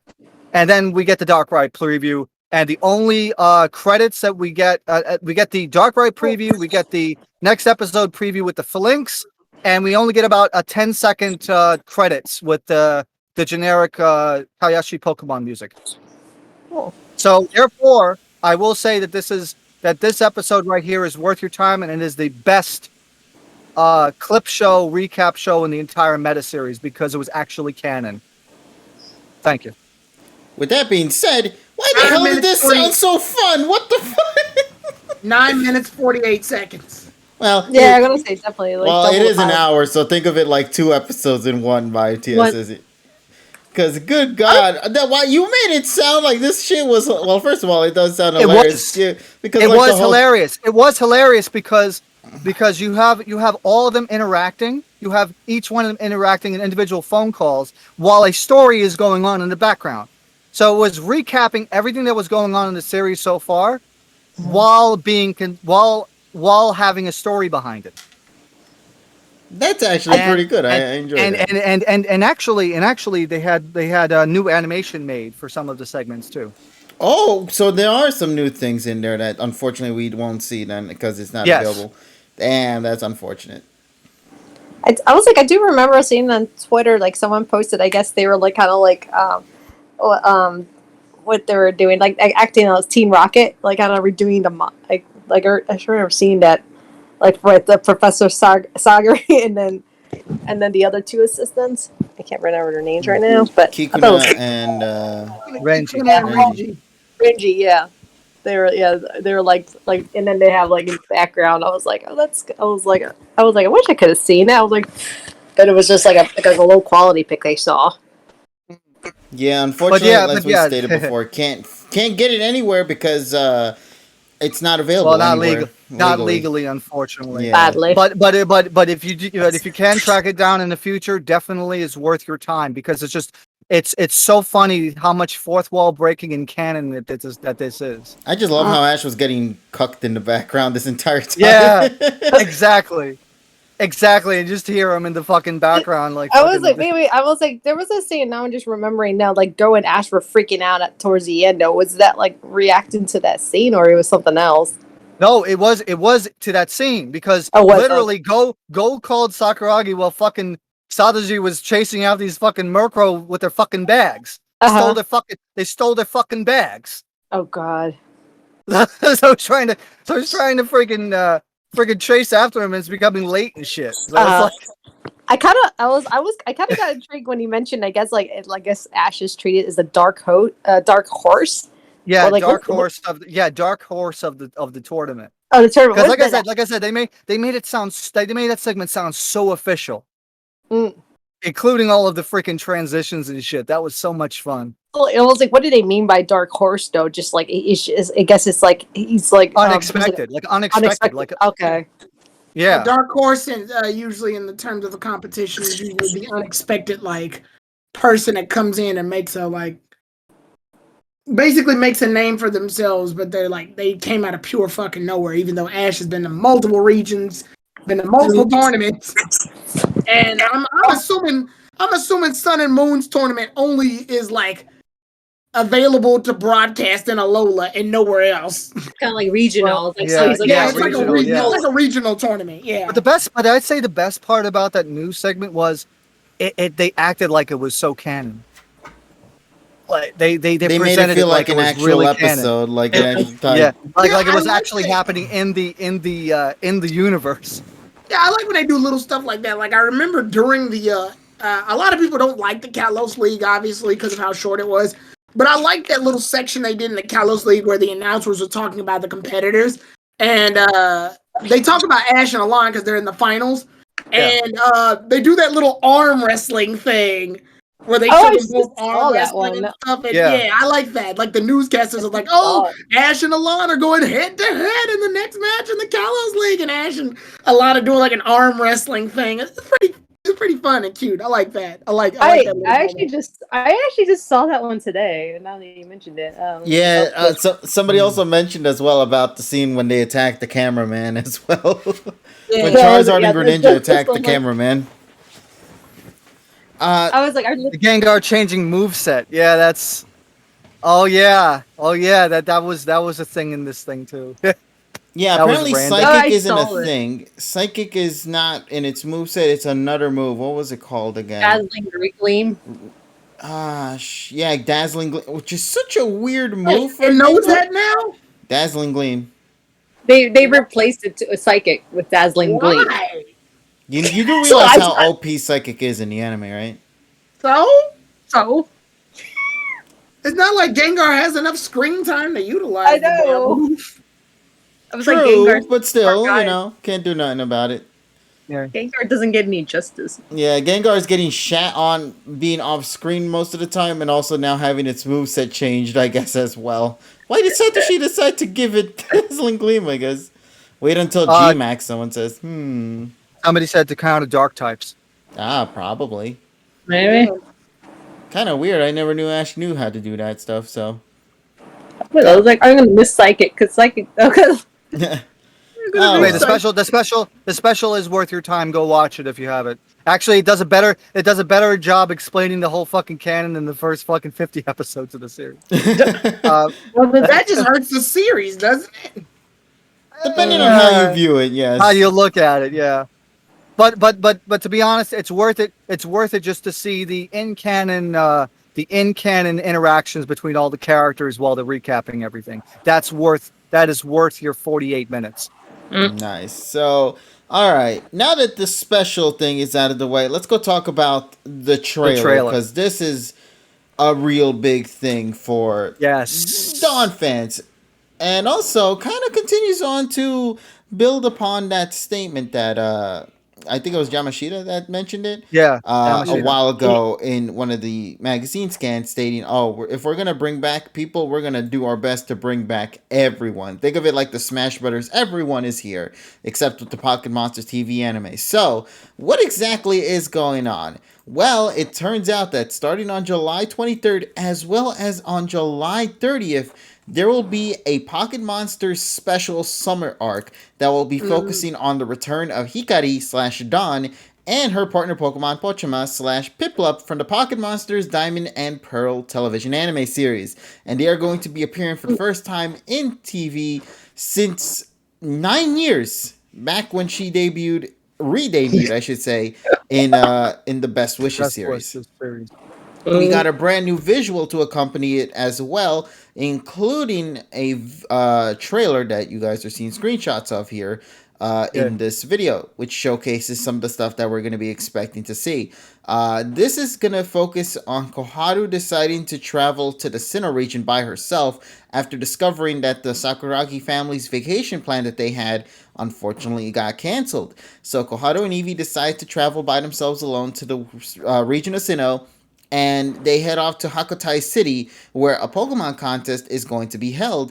And on the way, they encounter Satoshi's former travel mates Hikari and Pochama. Now, in the video that we had for the promo, we see a Darkrai on the night of the new moon seemingly being enticed by something or other, as well as a wounded Cresselia lying in the forest. Now it's time for Satoshi and Go's, as well as Hikari and Koharu's adventure relating to those two Pokemon to begin.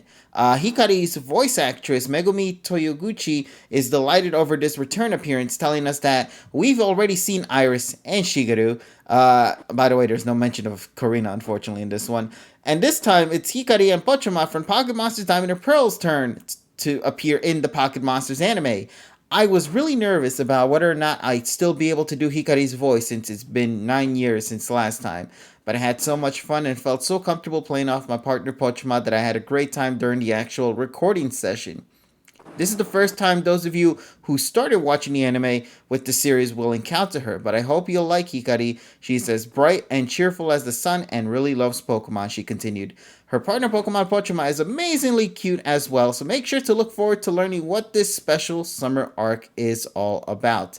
So, with all that being said, let's get into discussing. So, what is going on? For the first time, not counting Shigeru, because Shigeru is not really a companion, he's a recurring character. Dawn is going to be the first character in this series to have more than one episode including her in there. Already there's a step in the right direction for that. One of the criticisms a lot of fans had when returning companions were coming back was in with Sun and Moon with the Iris episode as well. These characters were coming back for one moment and then that's it. Leaving, yeah. And then immediately leave after that. At the same time, though, a lot of us praised it for that because sometimes you can also view it as an alternative way at saying, like, oh, this could be a proper conclusion to this saga, this series as a whole, similar to how I view the Sun and Moon anime series. In that episode, we got in Journeys as a conclusion to the Sun and Moon arc, if we never go back to Alola again after this point. And Iris's episode, for Terrell at least, to see it as a conclusion to her character as a whole now that she became a champion, and she's doing her own thing now at this point. If she was to what's never her first return action? again, what's her first action as champion? She got smacked by Ash. Oh shit! Well, in our eyes anyway. wait, she got smacked by Ash using like his old Pokemon. No, Dracovish and the Dragonite he just picked up. You mean no, Dracovish he just picked up. I mean, what about the Dragonite? Has he used it a lot? No, like one other time against Karina. Ah, shit. Well, shit. Well, shit. Well, Iris, everybody. Yeah, so actually, Iris gave Ash the win. To be honest, though. Well, yeah. To be fair, she did give that too. That means she trained her Ash's Dragonite better than Ash trained his Dragonite. Well, not and Ash has had his Dragonite longer. Dude, she's a dragon master. The whole point is that she's supposed to know things trainers cannot. Yeah, but that hurts Ash. He's in the series. He's the main character, and he's doing a shitty job. Of course, Ash is not a dragon master. All that did was make the show worse for Ash. Yeah. Whatever. So, all right. So, Tyrone, I guess since you have thoughts on the Iris thing, I feel like it only feels appropriate to just pass that on to you now. Because I know you had a couple of things that you wanted to talk about with this episode. And also, there was something else you wanted to do to coincide with that discussion as well. So I felt like it was only appropriate for you to kind of kick things off and share your thoughts on what you think of it. So, yeah. So first of all, if anybody's looking for me to rant on Dawn, I'm sorry to disappoint you. Dawn's not the problem here at all. Iris was. I don't give a shit about Dawn coming back. That's like whatever. Like if was here, she would be fuming over what you just said. If anything, this actually gives Journeys a point. At least they gave a reason for why she's here rather than Best Wishes. And Best Wishes, she was here because fuck it.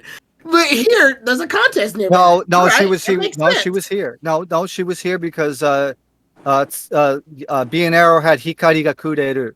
That was it. Yes, I'm talking about in the universe. Was because of the lyric. I'm talking about in the universe. I don't care. I don't care. It was good. It was good. It was a good little story-wise, this makes more sense. I'm not sure why she's doing contest in Sinnoh again, but fuck it. But and obviously I know the main reason why. The main reason why is to promote the goddamn Diamond and Pearl BS games. Like that's the core reason why she's here. But in universe, the plot is a contest is happening nearby. All right, that actually makes sense. It's a lot better than I'm joining this tournament because suddenly I have an interest in Pokemon battles, even though I'm a coordinator and have never established that I had an interest in battles. And that this works a lot better. I've always said May's coming back to the series was the most justified because May's version made canonical sense. Oh, she's here for a contest, but the contest that she's entering gives you a ribbon that works for any region. That makes sense. I can see why May's here now. That's awesome. Narratively, that works. So narratively, good job, Journeys. You made a reason. It took us 70 plus episodes to get this far, but you did it. You did that. That's not the issue here. I'm also a little confused why Dawn still has the same damn clothes she wore in Best Wishes, which was the same damn clothes she wore in Diamond and Pearl. That means this bitch hasn't changed clothes in over 10 years. But regardless, moving on. Use that Febreze, man. Right. She just sprays Febreze everywhere. So remember that? I need somebody to edit a clip. Remember that episode where Dawn ruined her hair? She's like, "Don't you dare come in the tent, Ash! I want everybody to just hear the just a Febreze sound effect." Oh, God. Why is it session number 1? Why is it session number 1, by the way? Oh no, it's just I put that 100 in reverse. Right. Yeah. The issue here, I think, comes from something that's outside of Dawn. But Nessa, say your thing first, and then I'll get into the meat of it. So I guess for me, I guess I might be living under a rock, to be honest, but I did not expect that reaction from everybody about Dawn coming back, because I remember, I think my first reaction when I saw it, I was just like, I did not see that coming.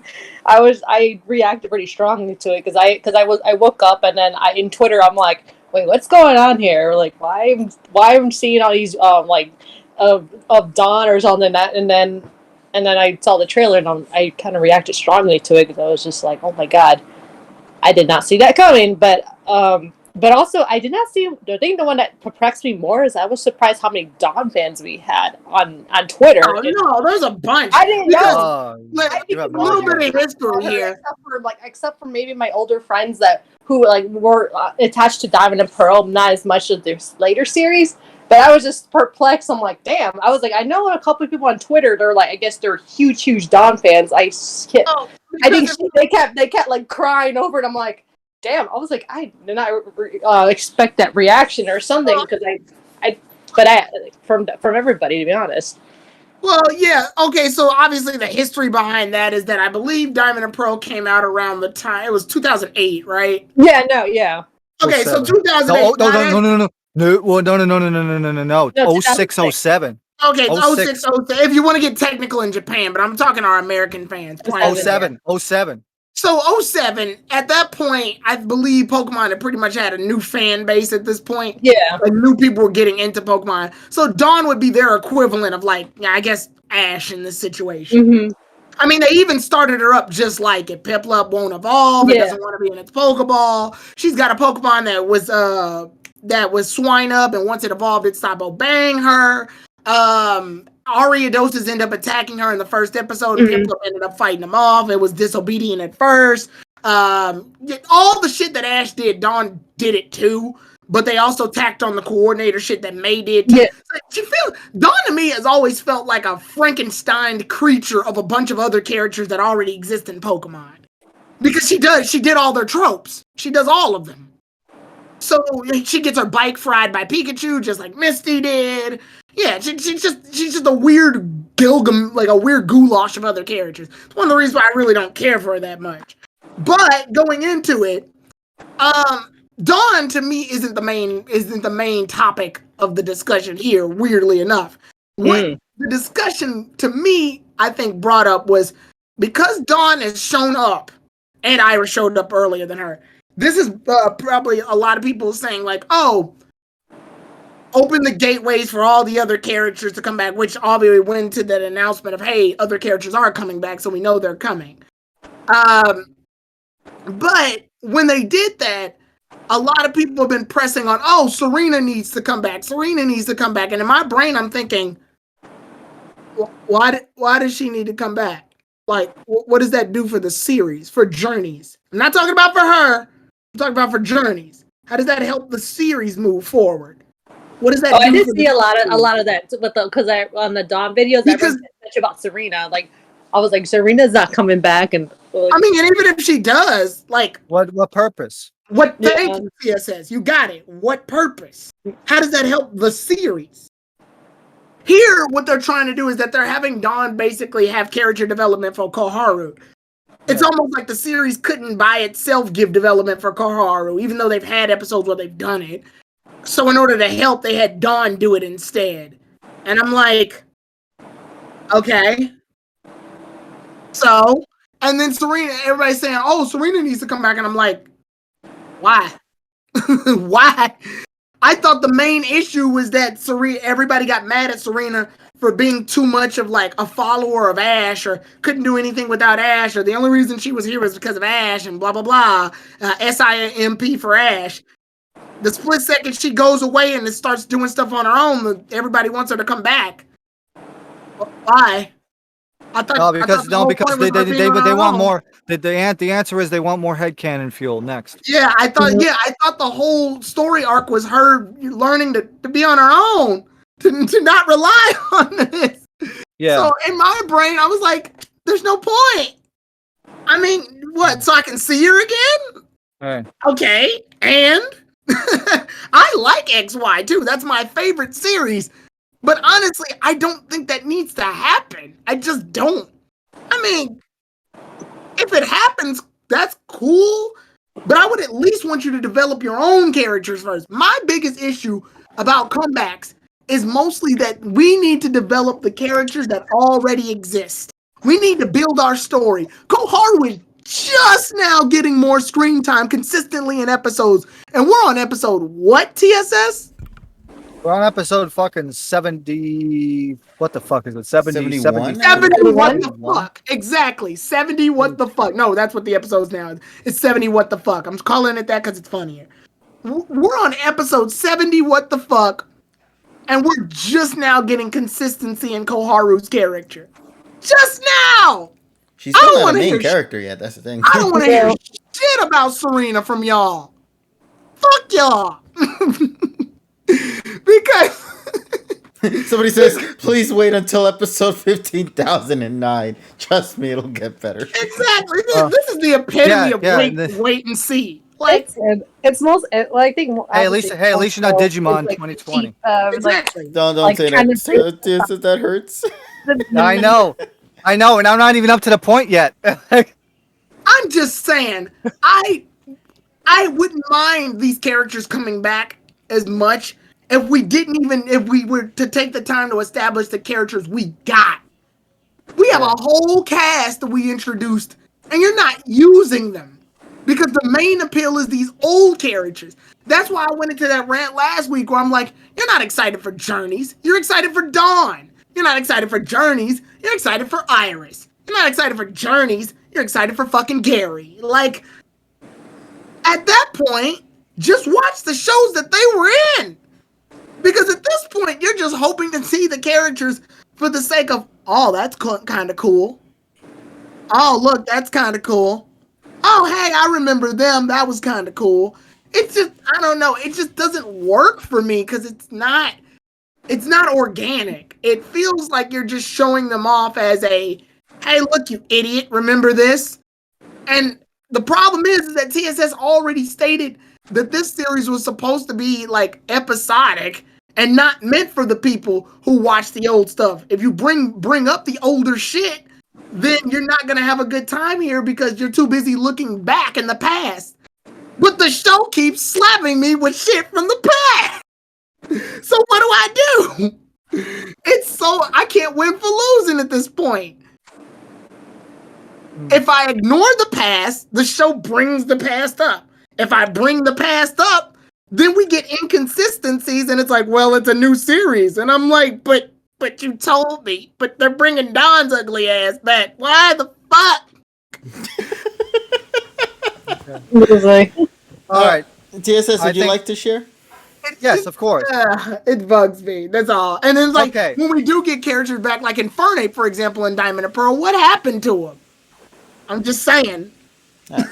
I do want to bring up something that you said, Taron, but I'll let TSS go first, though. Go ahead, TSS. So first of all, now that I know that Hikari's back because of a contest that's actually making it have a little bit more meat. I like that reason. Good job, Journeys. Good job on that. Yeah.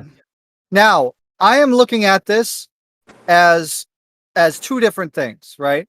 I'm comparing it to two specific special episodes, and some of them were two-parters that, well, technically is part of Advanced Generation. One when Kasumi came back the first time, which was AG44 and AG45.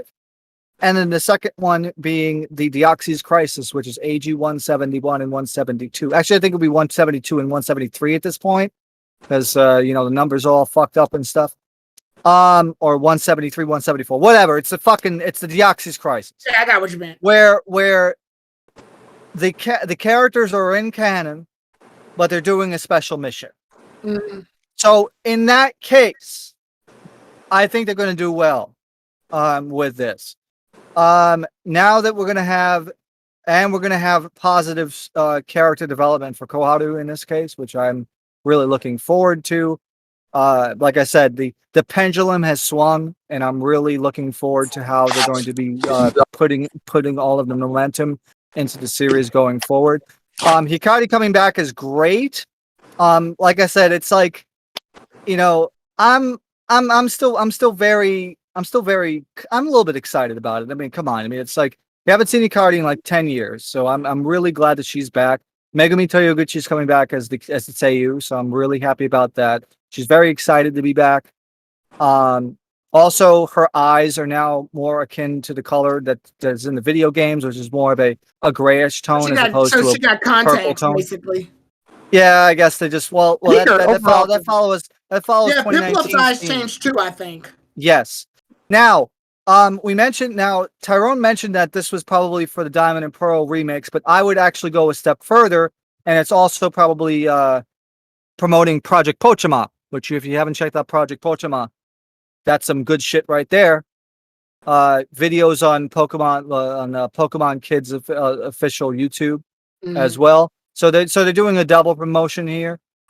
And then, of course, we haven't really, it's very rare that we see Cresselia in the anime, and I really like the fact that we see that. Also, Darkrai isn't fucking owned by a guy that's running cheat codes. I like that. It's like, I like to see, yeah. I'm very interested to see, considering that we both have the light and the darkness of Darkrai and Cresselia. The nightmare duo.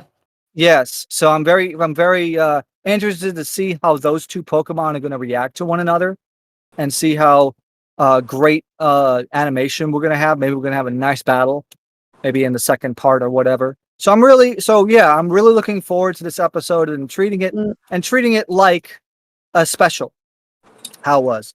Who is doing that? What I mean? Cheat codes. Remember, the one guy from the Tobias. Yeah. Oh god. Yeah, Mr. Cheat Code Man who got the Entei, the Latios. Yeah. The Darkrai. Yeah, so anything else TSS in particular you wanted to bring up? And one more and just one more thing. I'm just really looking forward to we're getting another opportunity to have like this kind of like conflict special that's in a two-parter like this. Honest, like I said. I barely remember what Dawn did when she was in Best Wishes. Well, it's not contest, that's for sure. I think she got smacked by Iris's Dragonite or some shit. Remember, she lost in the junior tournament. Yeah, I can't remember what the fuck she did. I can't. I think she was with the Meloella or something. Yeah, some shit. I can't. Yeah, it's very like. She wasn't there during the Meloetta stuff. She left. Did any of her Pokemon evolve? Did she get better? Did her plot progress any, or was she just existing as a human being? She was in the tournament. So she was existing as a human being. Got it. Okay. I know. Yeah. Like one thing I just kind of realized though, because I the other day when this trailer was announced and I was like questioning with one of my friends that we were questioning like.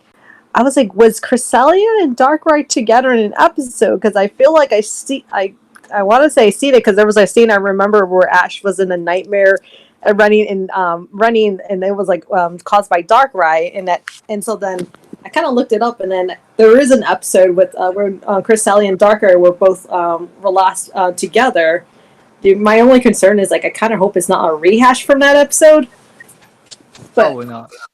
But it exists though. It was like, because I mean, it goes into kind of like half video game lore, which is what they're trying to convey here. Because I was like, wait a minute, I feel like I've seen it before or something. Because I was like Cresselia and Darkrai, but I was just remembered like when we were talking about because I was like, I feel like I've seen it before, but just couldn't remember. But also, I kind of noticed from the preview though, like that Cresselia looked really tiny. Well, so I don't know where they're gonna go with that though, because that was like probably one of the few differences I did notice from the trailer compared to last time. He was pretty big. I'm trying to see if I could pull up something here. But it was DP 104. Yeah, in the fucking filler arc, arc hell. Yeah. Sleepless in the pre-battle. Then they said Cresselia versus Darkrai. Yeah, because I was like I said, if we're talking about Dawn being in the best wishes, because she's returned twice actually. She's one of the few female companions that's had the luxury to return twice, and I'm like, I can't even remember what she did in Best Wishes, dude. Like, I could barely remember what she did. I Jumped in the opening. That's what She was there. I actually was bummed about like they didn't bring her back doing contests, and like I was like Emma's like battling's probably not her strongest forte. Yeah. Yeah, wasn't the whole gimmick about like Dawn's Togekiss, like about how it's not necessarily a strong battler, but its moveset it's a good performer, but it likes to perform on its own pace, and Dawn's just got to deal with it. So she had another, and she got Togekiss so damn late. I almost forgot she had that thing. I remembered. But yeah, it was so damn late though. It was because I was like, would it make more sense if she gotten it way sooner? And then I think she only trained it like 1 or 2 episodes before the grand festival. Donnie with the burn again. Yeah. But yeah. One thing I also want to mention, since we're talking about characters coming back for a second, I'm still hoping, and I'm still having, hopefully the stars will align, that Kaori is going to come back. And we're gonna have Haruka back, at least for one time, because if there's any character that deserves to come back, she deserves to come back. Because especially after Kaori had the dysphonia, she deserves to come back. But I don't even know what her condition is, because on her Spunky Strider blog, she hasn't really posted anything about her health stuff in the last several years. Yeah, she probably kept. I know she still exists. I know she's still around, but now, if there's any character that needs to come back, it's Haruka. Joker just pointed out. Joker said, "I forgot she had Quilava and Togekiss." I did too. I completely forgot. The Togekiss, the Cyndaquil one. I think people should remember, but not the Quilava, because the Quilava evolved into special. KG, that Cyndaquil had 0 to no personality, especially when Ash's Cyndaquil came back into the fray. Yeah. Now, at least Ash's Cyndaquil had that fun little gimmick of it being like a dumbass baby, but like in the middle of the heat of a fight, it would get really good. Like that was its whole gimmick. Its gimmick was it was clueless until it was time to actually get down and dirty and fight. I can't remember what the fuck Dawn's Cyndaquil was like at all. Oh, definitely. It was just to promote Heart and Gold Silver. It was the Heart Gold Soul Silver Cyndaquil. That's the only thing I can think it did. That's the only reason she has it, because it was promoting that. Curl Blitz says, just wait for Typhlosion to be the Pilot Swan 2.0 in this special. Oh god. Yeah, Dawn evolved her Quilava faster than Ash evolved that Quilava of his own. Now, TSS, I want to bring up something that you just talked about just now about Haruka coming back. I honestly think we're gonna see her in this special, and not in the way you hope, though.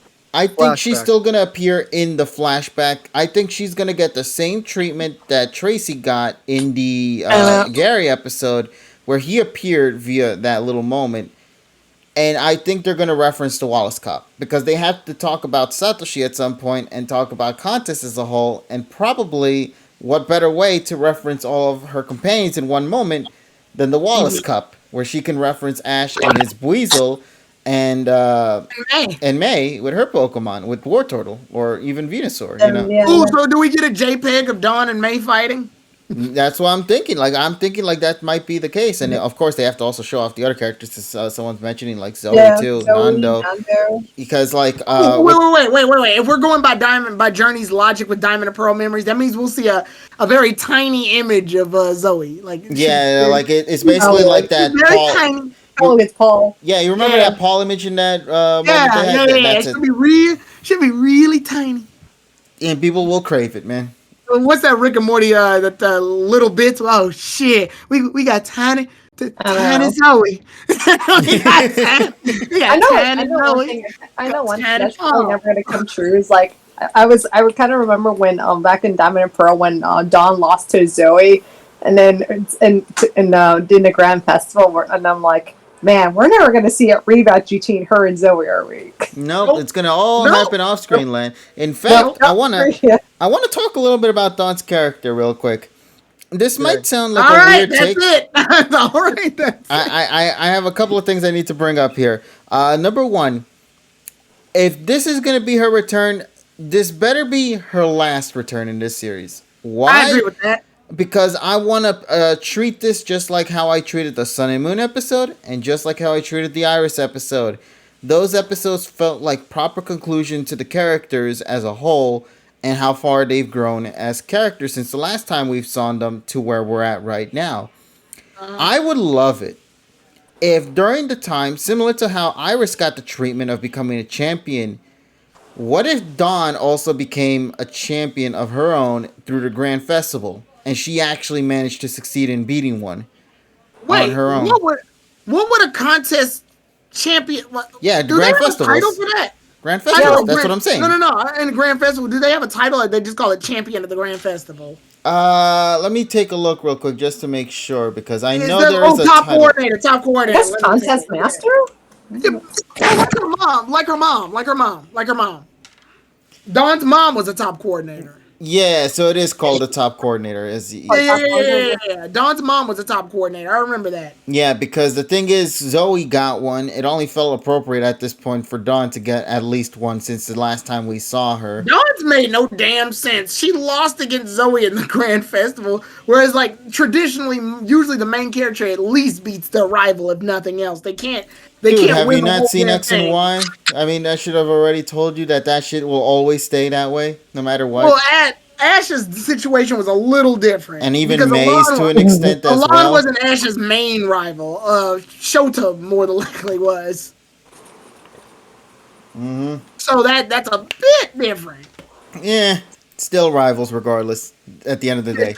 Shota and Ash had like a whole thing going with I kind of wondering, you know how like I'm kind of wondering even if you won the grand festivals, like I wonder if there's like if the people who are top coordinators that get to compete against each other. Like something bigger than just they don't really break down like contest rules as deep as like after Dawn. I think since contest died, they just sort of said fuck it with the contest rules. Yeah, and went to do what was it? Now showcases obviously they have their own situation. And Pokathlons and I've always said it the best. Pokemon contests are more like dog shows, whereas showcases are like beauty pageants. There's a difference between the two. Beauty pageants involve the person themselves showing off like the multiple different skills they have, whereas contest shows off the beauty of said things. Like a dog show. Yeah, in a dog show, so they're showing off their Pokemon in certain ways. Whereas in like I said, showcase, that's a beauty pageant. It's an all girls beauty pageant. So yeah, that's what I'm saying. Like I feel like at this point, if we're gonna treat Iris in the way that she got via turning into a champion of her own, can we give that as well to Iris? Can we give her the approval of also becoming a Grand Festival top coordinator now? Because I feel like that's something she deserves, especially if the time we see her now. You see her as well. She developed too. She got a new outfit and everything now, rocking in this new return. So it's not like as if she's still staying the same when beforehand. She actually has a new design also with her in the form of the contest. Even the Pokeballs got a little bit of the tweaks as well when doing the contest. Got the seal from the Diamond Pearl game. Yeah. You know, too bad. It's too bad that they don't have the music license anymore. Because I would love to have them play fucking High Touch or some shit. Oh my god, bro! It's sad that we'll never get those. Because it happens to be in the series where that also makes me sad when Haruka comes back and we're not gonna get those tracks, man. Didn't we get occasional music from when fucking Iris came back? We got but that was from the movies. But here's the thing though. That's from Miyazaki. Remember, that's from Miyazaki redone. I mean, and also from a technical standpoint, that was a movie remix. Yeah, so those are all movie tracks. Because it has to be Sony or it's nothing. Oh, that sucks. It's Sony. Unfortunately, that's what we're in right now. That's why the post reboot era, a lot of controversies came with the OST because, well, you already know the deal. Can't use the original tracks. Yeah, that's why when movie 20 came out, everybody fangasmed because now we can use those Pokemon Gen 1 tracks into the series.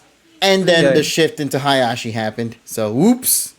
But they still used it though. I mean, they used it in Nagari's return. But I'm just saying, like more consistently, like it was his turn. You know, it wasn't Hayashi's turn. It was still, Miyazaki. Yeah, Miyazaki's. But unfortunately, that isn't the case. But going back to Dawn real quick. I know this might also be another hot take as well. this was also something I talked a little bit about with Kuro too. I also had this mindset as well. But personally, if this is also going to be her proper conclusion to the series, I also wouldn't mind that Dawn catches Cresselia as well at the end of it all. If Nah, Vo's gonna catch it. It kind of makes sense. It was because it was like literally her name means light, right? Hikari, yeah, Dawn, you know. Yeah, and then Cresselia is kind of like like more It's like a the light. lunar, very bright kind of thing, yeah. But the reason why I'm saying this is because if my theory about her becoming a top coordinator is to go in that approach, like let's say because this is the thing I was talking about before, like Dawn doesn't have to introduce herself as a top coordinator. The people, the judges themselves can bring that up. So when she's in the middle of the performances, the people and the judges, they can be like, okay, next up on the list is our top coordinator. She recently just became said coordinator, and is now coming back for another round, and it's Hikari and her Pochima. You know what I mean? So from there, I'm thinking like, okay, if she's already gotten to this point where she is a top coordinator, I don't feel like it would be that bad for her to now own a legendary Pokemon such as Cresselia. I think that would actually be pretty good to see as well. Just to show off a little bit more, and also because Dawn and Koharu, yeah, come on, let's go. Yeah, but like Dawn and Koharu, they're treating this Cresselia, so maybe Cresselia might get a bond between the two characters, and maybe a little bit more with Hikari, and thus decides to tag along with her. So I'm not sure. Like that's something I would like to see. I feel like at this point, if she's never gonna return again after this special, let's make it end on a high note. You know what I mean? Yeah, that'd be fine. I wouldn't mind Dawn having that Pokemon. Yeah, exactly. I think Dawn earns it after doing so much since then and how much she has developed. Yeah, that internet, you're not gonna clip that one. But that's what I feel. I want to say it looks like a baby Cresselia anyway. So yeah, that's the thing. Like you brought up the point, like how it's a lot smaller than an average one. I think because it looks manageable.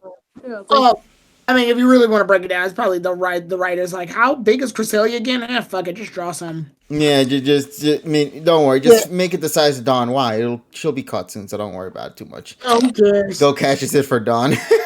Matori. Yeah. So another thing. So another thing we should probably mention before we go and wrap things up too. Matori is coming back, similar to how it was done in the Sun and Moon arc with the Poipole and the Necrozma stuff. Matori and her competent Rocket Gang members are coming through and looking to capture both the Cresselia and the Darkrai as well.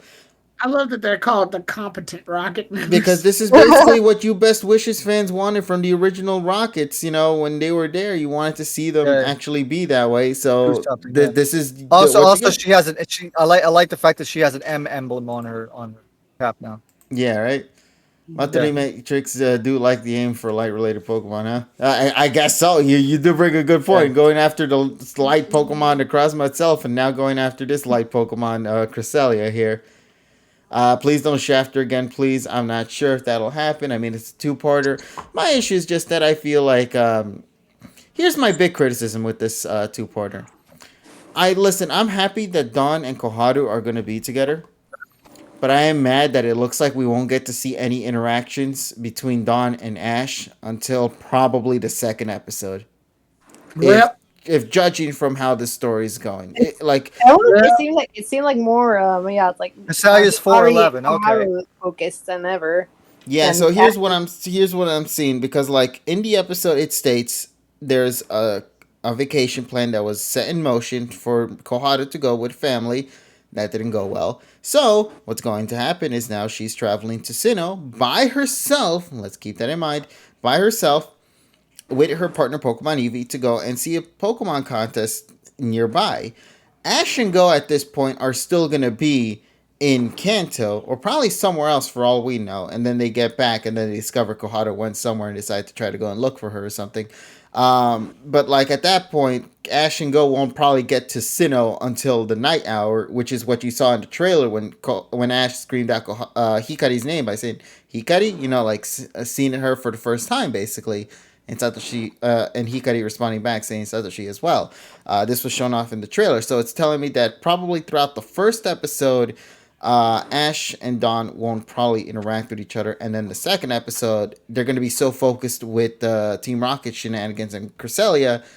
I think we're going to get the same issue we had with the Iris episode, where it's like, you loved what you got to see with the interactions, but you're just a little bit mad that it's taking place during something like this, and would have just preferred seeing these characters kind of be laid back and, have an actual interaction with each other without any sort of thing in between. Like how in the Iris and Ash episode, it was a battle that was going on.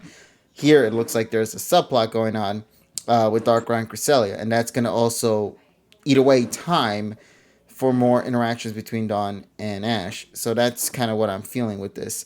But I don't know. This is just, of course, an assumption at this point. The episode in itself could play out completely different for all we know. Well, and we know that that has happened on occasion, especially as of late. Yeah. So I mean, it all can go whichever way. It can go for the better. It can go for the worst. Only when this episode drops in just a couple of weeks, will we get our correct answer for this? But yes, it's not that far off. Thankfully, it's just about 2 weeks. And by the way, there's no episode next week because usually they do this when a new movie comes. Well, it's either when a new movie comes out. Now, this is going to be very interesting because normally Pokemon has they either show like the last movie, but they can't do that because the last movie is coming out next week on Blu-ray, so they can't do that. So they're just not showing anything at all. Mm-hmm. Okay. So this week there will be no episode. Actually, as a matter of fact, while we're still here, let me go check TV Tokyo's website to see what exactly is going to air in that time slot. So here we go. Bangami Hill, and then we go to the 9th, which is Friday. Then we're going to go scroll down to 1755, and instead we're 1855, and instead we're getting a random fucking special for freaking, what the fuck is this? Yeah, Boruto maybe. No. Tokoro-san no Sokon Tokoro, whatever the fuck that fucking special program is. What does that sound familiar? Tokoro-san, you said? Yeah, Tokoro-san. Tokoro-san. No, it's a live action shit. Yokai Watch will be here, but also no I almost said Evangelion, Shikali and Z. Only Paw Patrol and Yokai Watch. Wait, isn't that video game show? Tokoro-san no Momoro. No, it's Tokoro-san. No, it's Tokoro-san no Sokon Tokoro. It's some random shit. It's some random shit. It's like one of those like shows that go out on location and shit. All right. Well, thankfully we don't have no episode this week, so it'll give people a chance to just relax a little bit yet again and wait until the next episode, which comes out on the 16th, which I think is the full length episode, if I recall correctly. Yes, it is. So after the full length episode, then we'll get into the Dawn stuff on the 23rd and then on the 30th. So there we go on that part. Now I think it's a new episode of Yokai Watch though. What's up? I said I think that's a new episode of Yokai Watch though. Ah, interesting. I completely forgot that the new Yokai season is still airing. Yeah. Okay. Yeah, So it's not that bad of the break then, because I didn't realize I was like. So the 16th is the next episode, so about 11 days from now. Mm-hmm. Yeah. When do you expect to get the rumored new OP?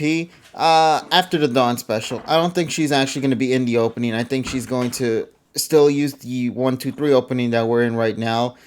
And she's never going to appear in any of the opening visuals. Dawn's just appearing for this special. And then when she gets concluded and her story's ended, on August, the first week of August, the first episode of August for PM 2019, that's going to be where the new opening is going to come in, and that's when another character is going to be returning. And I think in that one, that's when we're going to see some of the ones we saw in the silhouette of the Iris episode, if you recall. The Los Aliens, yeah. Yeah, Los Aliens are finally going to be revealed to us. So I think that's what's going to be the case. Unfortunately, that means Dawn's not going to appear in an opening, which is a little sad to see, but that's just how it is, I guess. So at least we got 2 episodes of Dawn, so it's not all that bad. We sacrificed her appearing in an opening to have her for 2 episodes, so it's a win-win. Also, that'll be great because that means Show is coming back, and I'm gonna be excited for that. Now the real question is, who's the next companion to come back after Dawn? I know we should all focus on Dawn right now. I know we should focus on the characters that exist in the fucking show. You don't care about the show at this point, so let's just enjoy the returning characters. No, the reason for that being is because they don't. It's too late, Tyrone. Just enjoy the returning companions. Now, let's see. That should be your selling point. Well, what am I supposed to do about it? Go back in time and fix it? That would actually be pretty cool. Then we'll fix it. No. So yeah, we got. Let's see. We got Serena, we got Clement, we got Bonnie, we got May, we got Brock, we got Misty, we got Silent, of course. Mm-hmm. Who do you think is going to be the next one to come back? I know everybody's asking for her to come back. If they pull the wild card and they fucking say, "Oh, guess what? We have money from Mamoru Miyano, so freaking Dentist coming back." I'm gonna drop everything that I'm doing. I'm gonna throw shit out the window. I need his signature scream to come back too. God damn it! Yeah. Oh my gosh. No, but listen, Silent, aka Mr. freaking Mamoru Miyano, who's become one of my favorite artists out there as well. I know he's an actor, but like I enjoy his music as well. Yeah. Listen to his music, chat. You'll really get a kick out of it. Mamoru Miyano is expensive as fuck, man. So I don't know. He got that famous. Yeah, he got big. And to be fair, a lot of the roles that he's done is incredible. So I mean, there's that. But I honestly think Mamoru Miyano has an attachment to Silent, especially given that he's done the voice for Silent for like 3 years at this point. I would think he'd come back. Yeah, I think he'd come back to voice. On the bright side, though, at least we got Silent appearing in the visuals in the background. So I guess there's that too. Acknowledgement. I think the one that would be the left field for me would probably be Haruka or May. That was probably That's Yeah, I will legitimately lose my shit. Yeah, because almost everyone that I'm like, there's gonna be a reaction, and then I'm gonna be fucking, and then I'm not gonna yell because that hurts my vocal cords. Yeah, but I'm going to be drawing shit, even though I can't draw, and also banging my table. Hey, if May's coming back, bring the AG-mon squad as well. We haven't got Suba to appear yet. Bring Suba. Oh, that Suba will be the icing on the cake. I actually would be super excited for Clement and Bonnie come back. Yes, so, I want those two to come back though. Yeah, I want those two. I probably if it's my personal choice and the next one, I would love them to come back next. Yeah. So, my thing is that Serena's out there doing something. The thing is with Serena, I don't want her to appear in Journeys. Because the whole gimmick of her ending. I don't want any of the XY cast to return in Journeys. No, it's Silent and Bonnie, though. It makes the most sense because they're gym leaders. So Journeys has proven that anytime they bring a character back, they usually come out worse than when they went in. You mean Silent and Clement. I mean, if you think about it... You said Silent and Bonnie, that's not... Oh, you mean Clement and Bonnie. Clement and Bonnie. Yeah, so Clement and Bonnie, they're coming back. I don't think they're going to be the ones I want. I genuinely believe the next ones that are going to be coming back are Brock and Misty. Again? Yeah, again. We just got them in Sun and Moon. Well, time to get them again because the 25th anniversary is going to happen soon. So, I mean... but we're not there yet. We're not there yet, but I think they'll probably do it a little early. That's what I'm assuming is anyway. No, they're going to probably appear in an opening. I don't see the point. What would they be doing? Like, okay, let me ask a question that I think is on top of the question where it's like, okay, who do you want to come back? Who do you want to come back, and what's the plot? There we go. Let's see what happens. Okay. So let's start with May then, real quick. I will say May's for me is going to be a little difficult because literally she is technically the OG coordinator. So I kind of want her to be at a higher level than what Dawn's already accomplished at this point. Yes. But I think it's going to be a little weird to see it. And also the other thing is I want her to come back with another Johto-mon because she said she had to go to Johto. Yeah, and I would like to see that as well. The thing about it, though, if you think about it, like May's chance of coming back is actually a lot higher than you would think because, like, remember, Koharu's whole goal has been about learning all the evolutions, correct? And guess who? And guess who has an Eevee that's been treated nicely? And as evolved into a Glaceon from the last time we saw it as well. We haven't seen it so far in the anime yet. Glaceon and May right there. Also apply that to Serena as well with Sylveon too. So there is a lot of speculation that could go on for that, you know. Unfortunately, the only one I think who has an Eevee that really can't do much is Lana, because it's just an Eevee. It's just regular Eevee. It's just regular Floof. And unfortunately, if it evolves into a water Pokemon, we already had a Vaporeon. We already had a Vaporeon. I think if anything for Lana, though, just evolved, Vaporeon. But I think, we did have Vaporeon episode. Yeah, exactly. Somebody said Zoe's Leafeon, Ursula's Flareon. Yeah.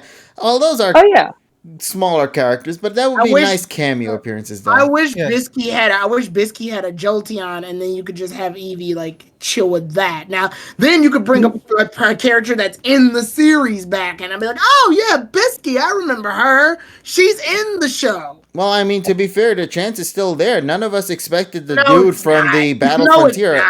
Dude, the Battle Frontier dude came back. Nobody saw him coming back. With him. They barely did shit with him. But they brought him back. That's not the point of did they do shit or not, but they brought him back. That's the thing. Actually, that does mean a lot because you got to use your characters, KG. You can't just... narrative writing has probably... Dude, we have the shit set so low with Journeys at this point, man. Like, just take what you can get. It's just like, there's just too many hands in the pot, basically. No, this is what happens when they put too much on the table and they're trying to figure out what the hell they can do. This is what happens when you don't write well. Which is kind of sad, because this is... there's so much in the series that is good. Listen, I want to put this into everyone's mindset. This series is still good for some of the themes it's going for. Like, let's not deny the fact. Go and Satoshi's, in my opinion, is some of the best chemistry. The issue is that... I believe it has the layout to be good. I don't believe it's good. Yeah, like everything that they have there is... thematically wise, it's good because it's actually getting the things that it needs to get right. Like, if you were to give these ideas to a good writer, this would be good. The thing is, isn't it like the writers like all shuffled though? That's the thing. Aside from I'm not using that as an excuse. No. I'm just asking that. I'm not asking like in a legitimate answer. I'm just asking if anyone knows that. But yeah, at the end of it all, though, what more can I really say other than we just gotta watch what we gotta watch, and we'll review it every week, whether we enjoy it or not. Not much more could be said to that. At this point, so the idea here is that the bar is so low to just flash an old character back is just enough to like be like, at least Journeys did that. I don't know. Well, dude, Tyrone, you even said this yourself, man. Journeys is only gonna be remembered as the series to bring everybody back. And that's sad though. That doesn't make it any better. What I said I'm not saying it's making it any better. I'm just saying that's just basically where it's going. Yeah. Listen, I'm not gonna lie to you. If they had never done those recaps at the very beginning of every episode, had they never done that, I honestly would have forgotten about the PWC. Yep. I'm gonna be genuine with you. I legitimately would have forgotten about the PWC, even though we had the Iris episode not too long ago. And I don't know why, but I just legitimately would have. It feels kind of Ash's ranking that is 99, and I can't remember how the fuck he got there. Yeah. I know. Off screen land. That's all I can say. Yeah, but whatever. I think we're just rambling on at this point. The point of the matter is, Dawn's coming back. We should be excited to see how things are going to play out. Watch the 1 hour special that aired on Friday if you have a chance. Definitely worth a watch. Yeah. So everybody's predictions, well, at least for mine, like I said, I think the opening, the brand new one, V4, is coming out in August. I don't think we're going to be seeing it anytime this month, unfortunately, which means we're going to have to wait a little bit longer. But hey, that also means when the new opening drops, we might actually get the next batch of characters also returning as well. And I'll also be kind of questioning if the VAs also know about them coming back as well. Because remember with Iris and with Gary, they didn't know shit until they saw the opening or were informed about the opening. So I love that because like Shigeru was like, wait, what do you mean congratulations for returning? And then she takes notice and notices that Shigeru is in the opening. So yes. Oh my god, that was just weird though. He's like, wait, I'm back. Wait, what? Like, what the hell's going on here? Yeah, as Mornock says, remember, KG, you and your pals speculate before. Yeah, that's just our theme. We always speculate things ahead of time because I feel like the things we ask for isn't too much, right? Maybe there are some points where we ask for more than others. Some more than others, for sure. Maybe a little too much, but still, at the end of it all, we always just. I want Haruka and Suba, but they're not going to give that to me yet. No, they're going to give you Haruka, but it comes with the cost of no Suba. So. Yeah, I know. I was like, my wishes was like, but of course it's never gonna happen. But I mentioned it earlier, like a wish Dawn versus Zoe rematch, but they ain't gonna happen. No, they might just show it off via a slideshow, like what they did with Gary's slideshow moment of Infinity versus Electivire. It was kind of funny too, like because like I think a couple days ago I was like responding to all like how rate the drivers from 1 to 10, but I just don't do that. Then I'm sitting here like, technically speaking, they just brought back Zoe's BA not long ago, so I'm like, it's possible. Yeah, it's possible. Who's to say that in that contest Zoe doesn't make an appearance there, but without the VA? I mean, it's still possible she can cameo. It's possible, yeah. I think we're gonna get. I have a feeling might get a cameo of Dawn and her rivals. Like, I wouldn't be too surprised if they're talking about contests. Yeah, although I kind of wonder what Zoe's up to now because she is a top coordinator. So why? Yeah, Also, we need to see who's directing the episodes. Yeah, we have little to no information. Iwane has to be one of them, but the question is going to be the first one or the second one.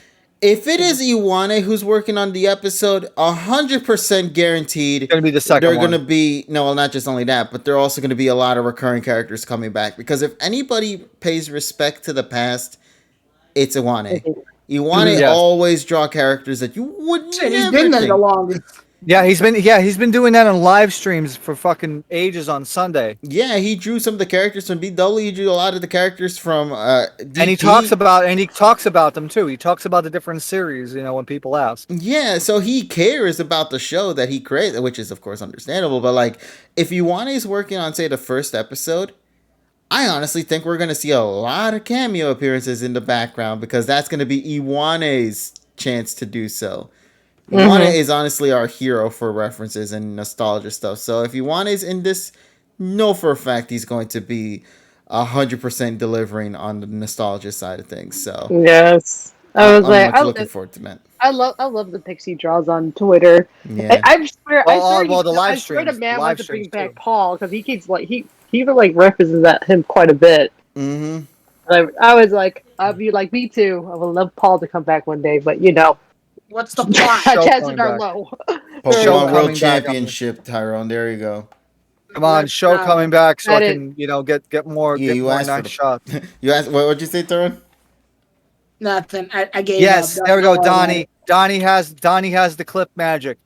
On Twitcasting, Iwane draws Pokemon characters normally on live streams every Sunday. Yeah, so what do you guys say we go and wrap things up for tonight then? Why don't we? I think we pretty much are done for now. Mm-hmm. I feel like we managed to say everything we needed to say. At least I think so anyway. I don't know. Maybe we have, maybe we haven't, but that's why we have next week. Next week, obviously, is going to not really have anything for an episode, so we have to figure out what to talk about for next week. Or maybe we'll do something special. I don't even know. But that's just something we'll find out soon enough. So with that being said, let's go and wrap things up tonight and talk a little bit about what's going to be happening within this week. So, Tyrone, obviously, it's going to be your turn. You're going to be doing X and Y, am I correct? Yep, we got Duel Links for the first 2 hours, and then after that, we've got Pokemon Y. We'll be continuing the Nuzlocke. And then after that, on Wednesday, we've got the game Indivisible. We're going to be playing Indivisible because it was on sale, and I was like, this will be interesting. And it'll be, different. Mm-hmm. Then after that, Lightning gave me Tekken 7, so to celebrate Kazuya coming to Smash, let's play the game he came from, Tekken. And then we'll be continuing Persona 5 Royal on Sunday. And that's the weekly schedule. It's actually up on Twitter. We have schedule updates on Twitter now. Nice. Yeah. So there you And go. then- TSS? Then, of course, for me on twitch.tv/TSS_killer, you could find Persona 3 Fest on dub. If you have not watched the episode from last Friday, oh my god, that was a doozy. Orion Sword made some great clips of most of the failures that happened. I had to reset the game 7 times. I died 7 times, and I Damn. soft-bought the game 3 times. Jesus. Damn. Yeah, and but this week 9 p.m. Eastern on Friday on my channel, we're gonna have part 6 or part 7, probably Mhm. part 6, and we're gonna do some more grinding and some plot related stuff. Nothing bonus right now for the Saturday stream, but yeah, and following TSS Killer without the underscore on Twitter. Alrighty then. So, All right then. with all that being said, I think everybody got a good idea as to what's going to go down this week, and I hope you guys are very much looking forward to it. So, not much more to say, and keep following us on social media to be notified whenever we're going to be doing more shenanigans. Thank you for the follow, Joker. We're going to go and wrap things up for the night, though. I think it's a good session for the pod, and we hope you guys enjoyed every single minute of it. And once again, to everybody, thank you guys for supporting us through all the way to the 100th episode yet again. And we hope you guys continue to enjoy all of our pod shenanigans moving forward as well. Whether you guys agree with our opinions 100% of the time or not, at the end of it all, what do we do best? Simply just having a good time chatting whatever we feel like chatting, and Exactly. we've been doing this for so many years now, and we are very thankful that all of you guys are continuing to enjoy it as well. So thank you guys for all your love and support. We'll obviously see you guys next week for the next edition of the pod, and continuing to deliver whatever shenanigans we like to do. With that being said, though, I'm still open for suggestions on that whole thing we talked about in hour 1, that thingy. But for now, let's go and rate somebody then, why don't we? So I see somebody playing Guilty Gear Strive. I know it's a completely random game in particular, but I've been seeing some Guilty Gear. I see somebody called Mycelia Dev. Let's go and raid that, why don't we? All right. All right. Thank you, everybody, for your love and support. We'll talk with all you guys later in whatever video we make. Take care, everybody. And as always, please make sure to have yourselves an awesome day. Night, everybody. Wash your fucking hands. Bye. Buenas noches. Bye.